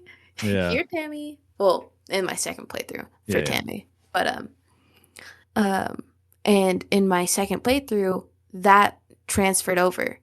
Mm-hmm. You knew their likes, their dislikes, and their birthdays if you figured that out in your first playthrough, which I really liked, because I was like, I'm gonna have to search up like when everyone's birthdays are, and like I don't want to do that. I figured it out last time, and then it was right there. But on Nomi's birthday, they're like, I think it's on her birthday. That's what happened for me. She was sick, and we played basically an RPG together. Yes. And that was one of my favorite. It's one of like my favorite pieces of art of Nomi, because she's like an archer in like the RPG regalia. It's so cute. Yeah. But that was where like you find out that she doesn't have like romantic attraction. Going back all the way back to the LGBT point that I made earlier, like asexuality. I have a lot of friends who like don't have the representation because people don't like really like it, I guess. Mm-hmm. But like seeing it, I was like, oh my God, like that's so cute. And especially because she always talks about like, yeah, everyone back at home like thinks I'm weird for not feeling this like that for other people. I was like, that's so cute. And also, you're such a nerd. And I don't know if you guys had the same conversations with her of like the turbo jet girl and all the. Oh yeah. I loved like they are like the most nerdiest nerd there is, and I love them for it. That was really it. Nami has a hilarious like obsession with media, and the whole like there's like multiple references to being like, yeah, you know, I left before the show ended, so like I don't have the final episodes and you guys do or whatever, and it's so funny. I'm trying to find to see if there's an Easter egg specifically that I'm remembering. There's one where she literally was like, they were literally like, yeah, I never watched the first season, but the other seasons I watched were great. And like one of the dialogue options were like, you've never seen the first season? Yeah. It was so funny to me. And like, it was very like our conversations. I was like, this feels like a Sailor Moon stan. Yes. Here. I think there's like a direct reference to that. I think that's the thing I'm thinking of. But yeah, they make a reference that's like exactly like, and then like the scene where this is just, we can basically just kind of like funnel this into the endings and stuff of characters, but like having where you make up the ending of the show with her because you don't have the final episode is like one of my favorite moments, because it's like, yeah, like what else are you supposed to do? You have to make it up yourself. You got to write your own fan fiction basically, because you're never going to see it. So that's basically what happens. I think on my half playthrough, my plan was to romance Nami, just because they're so interesting. They're such an interesting character. Very strange, but very cool. And I love, there's a conversation you have with them about their augmentation, and they're like, I don't know what it is. I'm like, what do you mean you don't know? My parents asked me if I wanted to know, and I said no, so I don't know what it is because I don't want to feel different. And I was like, fuck yeah, that's awesome. I don't want to be pigeonholed into something that I'm supposedly good at because maybe I don't like it. And I was like, fuck yeah, dude, that's incredible. What a cool way to put it. And just a very cool character. Yeah. Okay, so do we want to specifically talk? Does somebody want to take a specific character and talk about how things ended? Or do we want to talk about Tang's stuff? Because I feel like we all have personal experience with Tang's ending and how rough it is. So it doesn't. There isn't a good one. Like there's not a good version of her ending. The best one I can talk about after you go over what you got, and I'm assuming, Jess, you also got, and then I got on my first playthrough. But I can talk about the quote unquote good one that happens. But yeah, it's never that good. Yeah. I just got where like I don't remember my first playthrough. I don't even know if my first playthrough fully like talked about her. Hmm. But on my second playthrough when we were dating till the end, it was like she threw herself into work, and like there were multiple times where she was found unconscious cuz she's so burnt out. She ended up breaking up with me just cuz she couldn't handle it anymore, and Dees disappeared. Um, and so it was like really rough on her, and it was rough on everyone. And then she ended up, I think, taking her own life, if I remember correctly. She has a heart attack in her Oh, 60s because of lack of sleep. oh, Because her right. augmentation allows her to sleep less, but it still I, catches up with her, and it's super sad. where did I Yeah. read that then? Well, she does. There is an ending. I don't like. I'm on the fandom page. There is an Hmm. ending that it implies that she does like take her own life, but I have no idea what the circumstances are. That might have been my Because first run then. maybe, yeah, I have no idea. Well, yeah, I mean, if you If you had the genocide ending. maybe that is where it is. Yeah, Phil, how did you feel about that ending?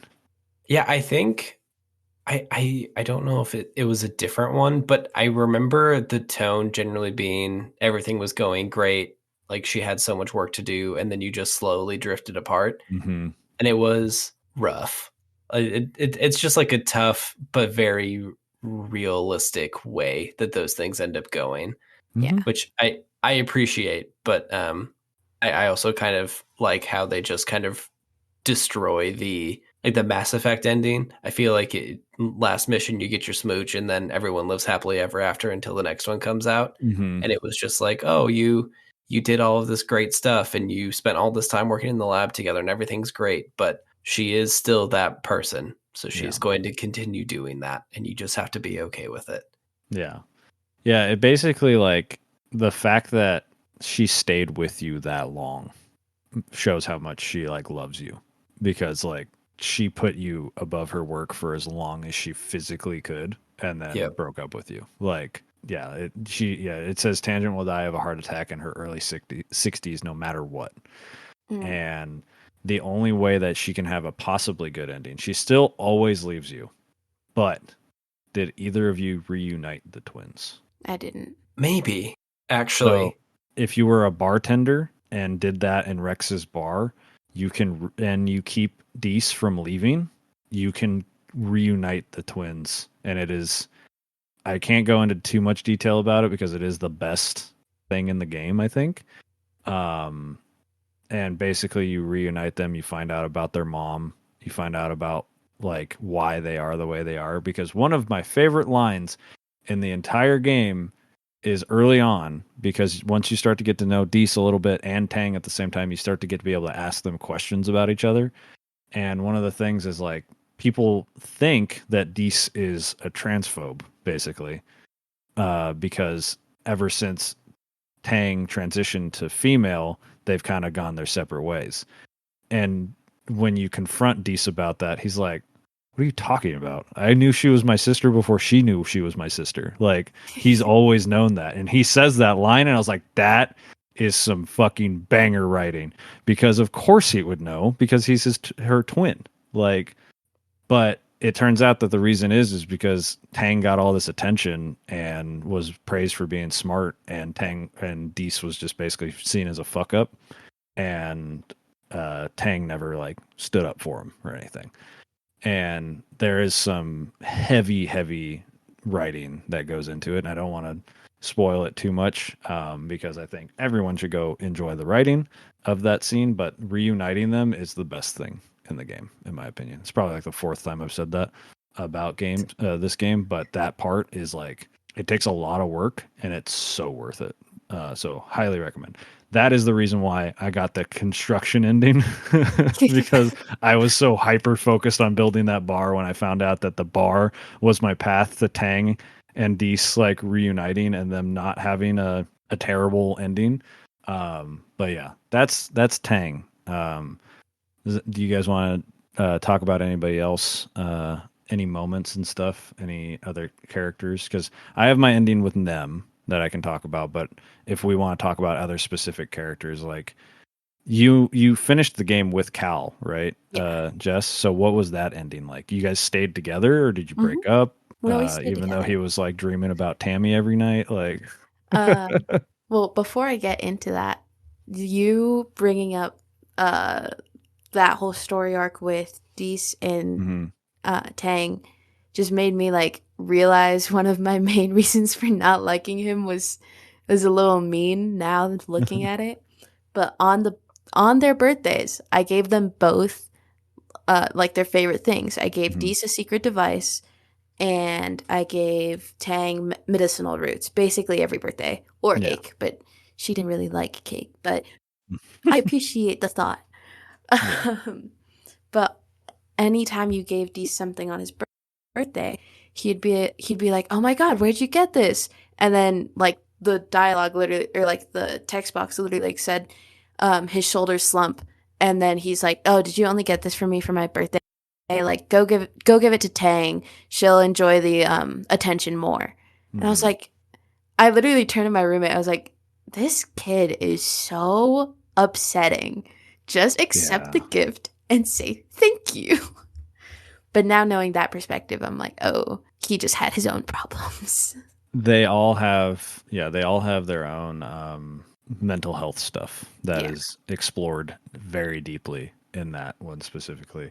And who becomes one character during that whole thing that becomes a pretty good character that I didn't like for most of the time was, what is her name? She's the one of the adults. I can't remember. Is it The professor? Instance, who I cannot stand until that storyline, because she does come in pretty. She's the head engineer. She Mm. becomes Oh pretty. yeah. She sucks. She's like, she borders on, like, she's completely like manipulative of Tang and everything, and takes advantage of her like abilities and whatnot. But she's somewhat she's explained a little bit in that storyline, and she comes through pretty good. Yeah. So I would recommend going back and getting that, because it is definitely worth it. So yeah, on a probably a lighter and A lighter much more note. exciting, much more exciting note, what was Cal's ending like? So basically, no matter what, no matter if your mom and dad died, no matter if uh, both of your parents lived, after their deaths, he becomes head of geoponics, lives out his life there.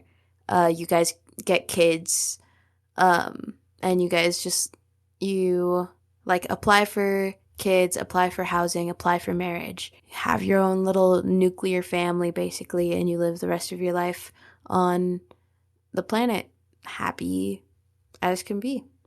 And he still misses Tammy. I remember that distinctly, that there are nights where he like misses Tammy, but you're his partner, so you Uh, win in the end, I guess. that sounds like a toxic relationship waiting to happen. Yeah, that sounds Like, like a Pyrrhic victory to me. yeah. That's Exa- hmm. In my brain, my headcanon, uh we married just so that we could say that we were married and have like the tax benefits. yeah, And we that's what it both have feels our like. own ways. Because he was raised in polygamy, so there's no reason he'd be like upset about it. By the way, we all met his mom, right? Yeah. She's so hot. She's like Did I? she's the most beautiful character in this game. Like, because there's like very attractive characters in this game. She is like the most beautiful in my opinion. Here, I'll throw her in chat. She's Auntie Tira. Yeah, she is. Nope. Never met this woman in my life. Yeah, dude. Really? She's like the best part about getting to know Cal. Cal. Huh. Because Because he gets like injured. She's like, you need to stop roughhousing. yeah, she's great. All the parents, everyone that interacts like that are parents in this game are really really nice. Like it feels like of all of the kids, the only ones that got a fucking bad deal in the parents category was Tang and Dees. Yeah. And you find out more about that, like I said. But everyone else that is a parent seems like A plus parents. Like your parents in this game are fucking exceptional. Like they're such a nice representation of like good parenting. And then Yeah. Anything else? Phil, you didn't finish. You didn't get a second relationship, correct? So you just had the Tang one. Yeah, just the Tang one. Okay. I There just was the D stuff Oh yeah. that Go on. Talk that about. like I looked up a little bit when I was talking about seeing all of the weird options in Matrix mode. I was clicking around specifically in the it was the glow. I think it was the one of the last glows where there was like 3 different faceless and you were having your Helm's Deep moment. Mm-hmm. And I clicked around. That's how I found out about Socks, because Yeah. Socks just comes to save the world. Um, just giant socks crushing Yeah. it. love socks. But if you click a different option, I found out that is when Dees blows a hole in the wall Oh with yeah. a homemade bomb, because he is helping the gardeners take over everything so that he can join them and become a gardener, which I guess he's able to do in one of the endings. So Yeah. there's that. But otherwise, Yeah. he mostly runs away, I think. That's what I'm saying. So like that's why, just to kind of reiterate, like Tang and Dees are the main characters of this game. They have like the most interaction with the actual planet and like have so much involved with everything. Like that you have to stop him from using that bomb and get him to stay. Because I stopped him from using the bomb on my first playthrough, but didn't get him to stay. And then he disappeared and I never saw him again. But you have to stop him from using the bomb and convince him to stay. And you basically have to be his best friend to do it. Mhm. And then have to have that bar built, and then also have good relationship with Tang. There's a lot of stuff you have to do with like 2 of the hardest characters to connect with. But it's worth it.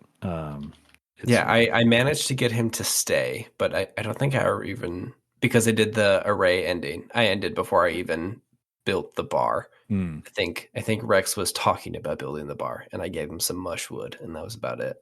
Which that was my doing the mushwood like side quest was my least favorite thing because I had like 10 mushwood on me when he asked for it. mm-hmm.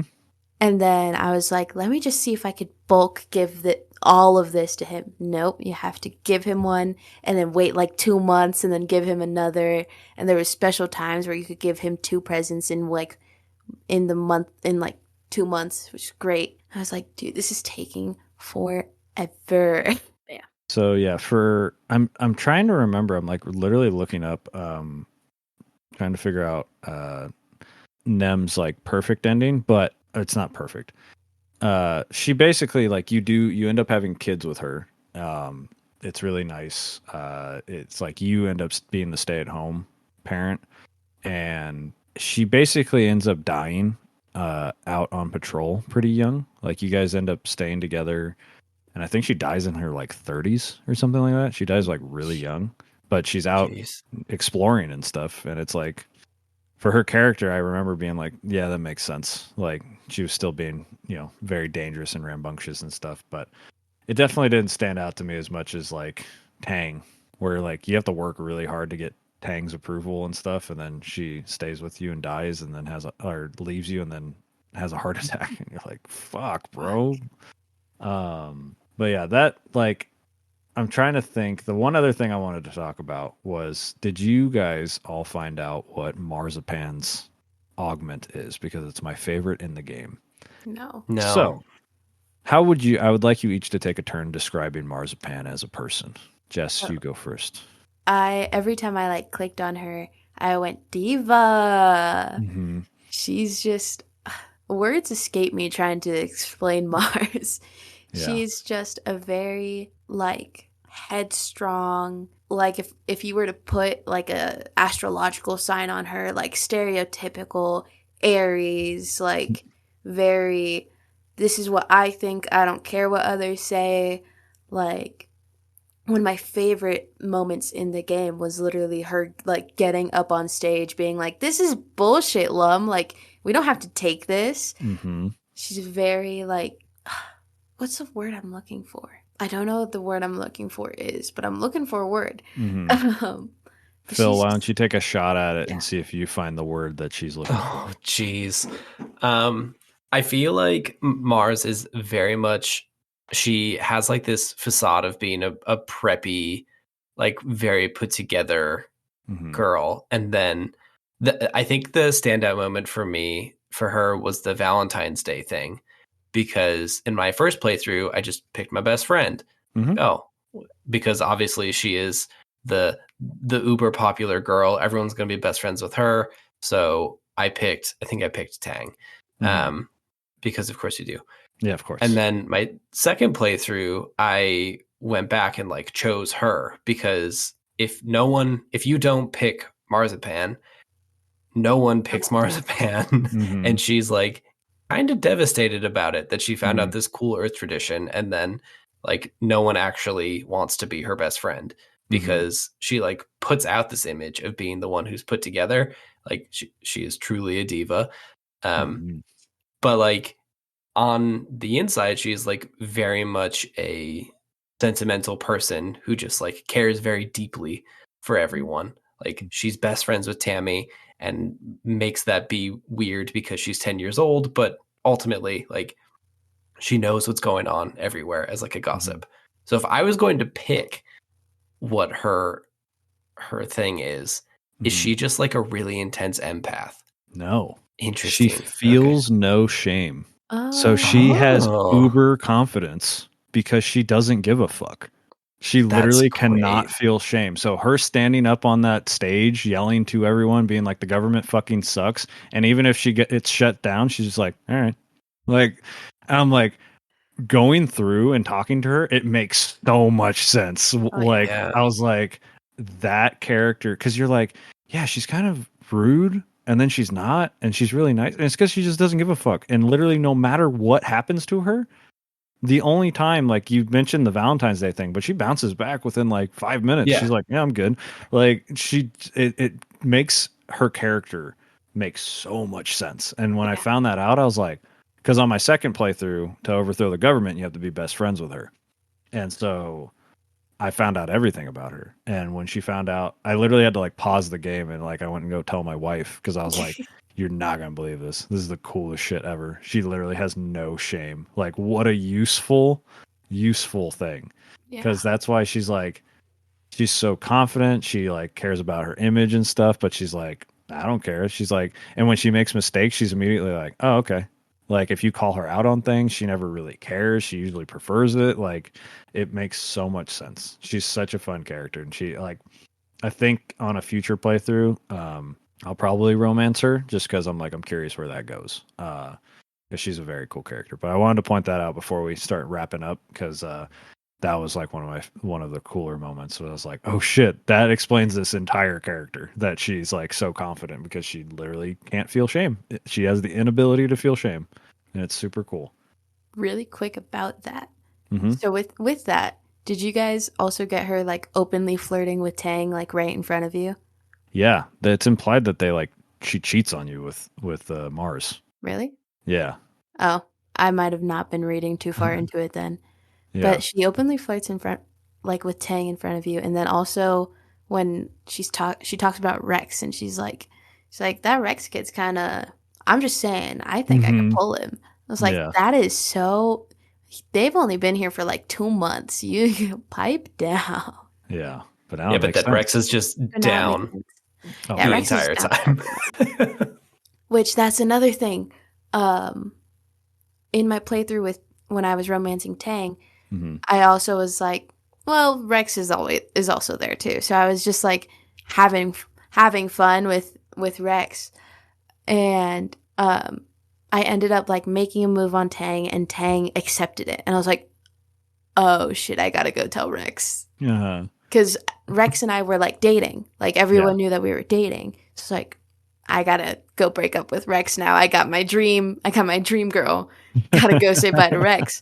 Walk over to Rex, and he goes, so you and Tang? I'm so happy for you. And I was like, you're so cool. Yeah, he literally is like just down for whatever. Like, yeah. That's where I was like, when I got to know Rex, I was like, oh, Rex is just the homie. Like, yep. He's a smooching homie. He's a hugging homie. He's a hangout homie. Whatever you need him to be, he's just the homie, which is very cool. Anything else? Because I have one more thing I wanted to talk about. But do you guys have anything else you wanted to talk about? Just that I loved the ability to go in for hugs with Rex at any point in time. And it relieves your stress. Yep. Yeah. There's Yeah. only one other time, at least that I encountered, where you could hug someone. And it's one time with your dad. And your dad is like, hey, you look a little stressed. Like, are you okay? And it's either like, I am really stressed. I just need my dad. Or leave me alone. I'm fine. Mm-hmm. And I pressed, I just really need my dad. And he was like, oh, like, called you one of the little, like, my little tomato or something. Mm-hmm. And he gives you a hug and it relieves like 15%, like 15 of your stress. And I was like, that's Yeah. so nice. But then I couldn't get a hug from anyone else until Rex showed up. Rex is definitely a hugger for sure. Yeah, I feel like the last thing I want to mention is on the marzipan thing too. Deese's augment is that he doesn't feel fear, Mm-hmm. Oh. which is also dangerous and very cool. Yeah, Yeah. it makes so much sense too. Like all the stuff he does, you're like, oh yeah, no, that makes absolute total sense. Yep. Yeah, Yeah, like his weird fascination with going outside, and also just he has a very weird, I guess, relationship with death, where he just like welcomes it and also doesn't care about it at all. Yeah. And it was very like off-putting, and then you find out, oh no, he's just an emo kid, because the only thing that will like actually terrify him is when it ends. Like nothing else will hurt this man. Yeah, no, that's the augmentations. Like some of them make so much, like it defines the character when you find out. And then you have Cal, who's just like basically just wearing a sweater or a tank top, like at whenever, you know. Yeah, Resistant just to hot guns and out. cold. Yeah, like Yeah. you're like, all right, cool, good job, Cal. But yeah, the thing I wanted to talk about, which was something I found out like towards the end of my playthroughs, was congruence, where there's an ability to choose her as your best friend and get like security codes, and you have to do like 3 different things that take 3 different playthroughs basically to unlock the ability to save the ship from being like half destroyed when it crashes. You can basically save all of the food, so there's never a problem with famine. And it's like it takes quite a bit to get there.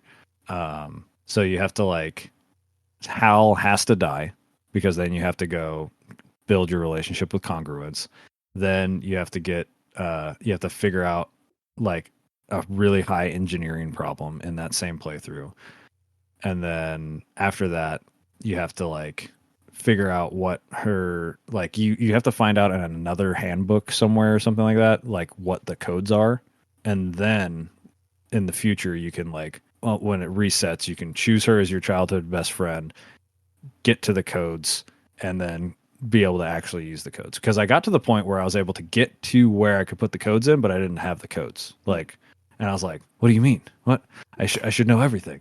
And I was like, damn. So that's a really, really cool thing, because you can calibrate the shields, which saves like a ton of time for future playthroughs. So that was something I want to touch on. There's so many things about this game. Like if you're still hanging out here and you're like, damn, I don't have to play this game, I listened to this like hour and a half long episode, you still have to play this game. There is so much shit. Like we didn't even cover most of the people's endings, because like, who knows? Maybe Vase has a good ending. He probably doesn't. He fucking sucks. But maybe he does. We'll probably never find out, but you could. Like If you're into assholes like that. Yeah. If you like military like people, sure. The robot arm. Yeah. The robot arm's pretty cool, I gotta say. Yeah. I mean, he's got good hair too, so Yeah. you know. He's got great design. His design, everybody's design is great. Everyone's design. Yeah. Wow. So I mean, I think that's it. I don't have anything else to talk about this game, because I think we covered basically everything. I'm just like looking through the characters one more time. Like, I want to make sure we highlighted everyone at least once. So let's see. You know, we talked about Nem, talked about Deese, we talked about Pang so much. Tammy, I think, is the only person we didn't really talk about. She does have a very interesting mechanic of like, if you have to like keep her in a specific zone, she has her own like confidence level that you can't check, and it basically determines if she's going to be a good mother or not. or it determines that, or if she's going to be with Cal, or if she can be with you. Like, it's a very weird fine line that you have to like basically follow a guide for, because if you want to date her and her be a good mom, you have to like very specifically answer questions, which I thought was cool. Everybody's got like a certain thing attached to them, right? Like Deese is the outside, Nem is the military stuff, Mars is the government stuff, Tang is all the science things. Like Rex just has the bar, from what I understand. That seems like his main quest, but I also didn't romance him, so who knows? Maybe there's something there. Cal's is basically attached to Tammy, which is unfortunate for him, but and then Vase, none of us know. Haven't looked into it at all. I think his deal is that he hates it so much there that he becomes an astronaut. I think is how his whole deal ends. Oh, really? I think you can, if you romance him and you go hunting with him or something, you get the astronaut ending and you leave the planet to go find other scary things to fight on a different planet. I just know you can send that boy to therapy as one of the things, which is hilarious. And yeah, I'm very curious. I definitely will, I think, go back and play through this. Might be a fun game for me to stream now that I like know stuff, and I can just kind of like work towards those endings and see how they go. But I think that does it. Phil, thank you so much for joining us. Tell people where they can find you and where they can find your stuff. Oh boy, I forgot this was the part of the end of a podcast. Yeah. This is your first time as a guest on a podcast, correct? This is true. Yeah. You did a great job. You fit right in. You're welcome back anytime, even though I know pretty soon we're going to be 3-hour time difference and you'll never want to talk to me past like 6 o'clock. Yeah, I mean, the 3-hour time difference and then main character dies in the first 30 minutes is like not great, but yeah, we can work through it. You can find me on Blue Sky. I think I'm at phil.70% complete on Blue Sky. Nailed down that domain. And then everything else, 70percentcomplete.com, or follow the podcast if you want to know all of the weird lore about Helldivers or RuneScape or weird tabletop RPG source books that we have where you play as future dogs that have thumbs. We kind of cover the gamut a little bit. But yeah, you can check all my stuff out there. Yeah, that'll be in the show notes as well. It is phil.70percentcomplete.com. So you nailed that. That's his, remember my own handle. Yeah.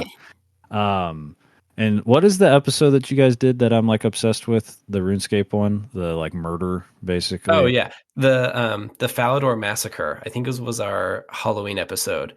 High level log line.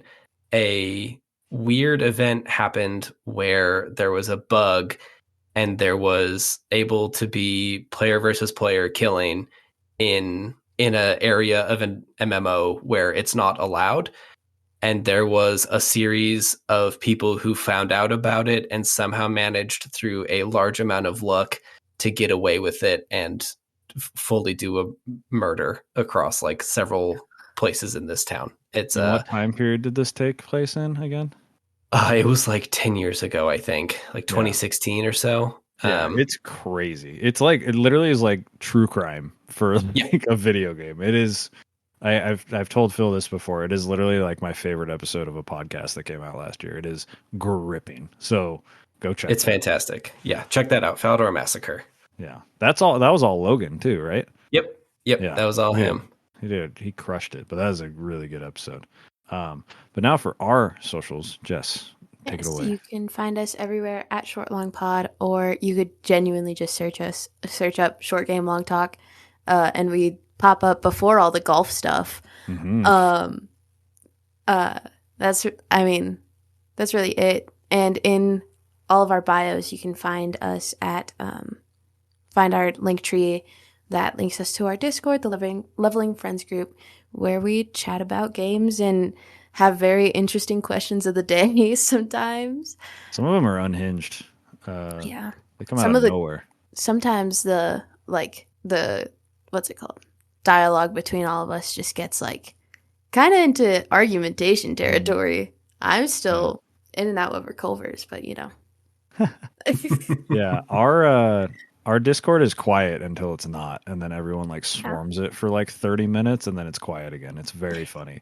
It's all because we're all like in our own other Discords and stuff, and then we just sometimes converge for a minute there. But another thing about our socials is February will be the last month that we are active on Threads and Instagram.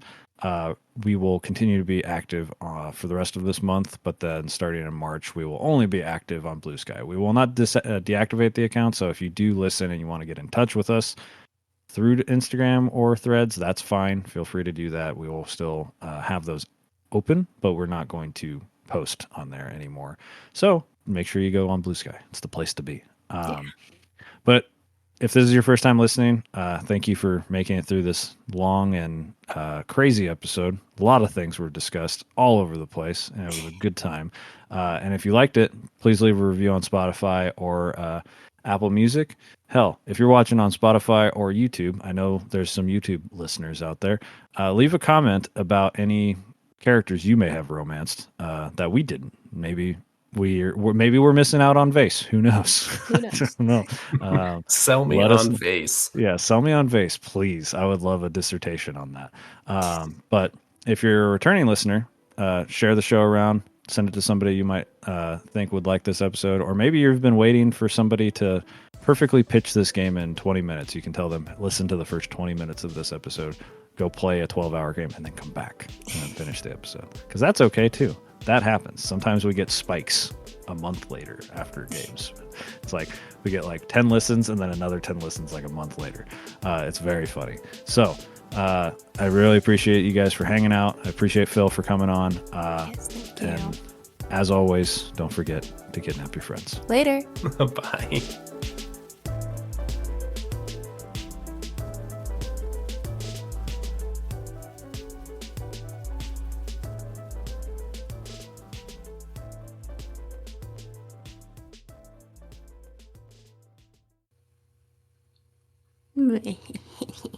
They both left. And I'm all alone and Craig's still recording. Which means it's my time. This is the intermission for Jess.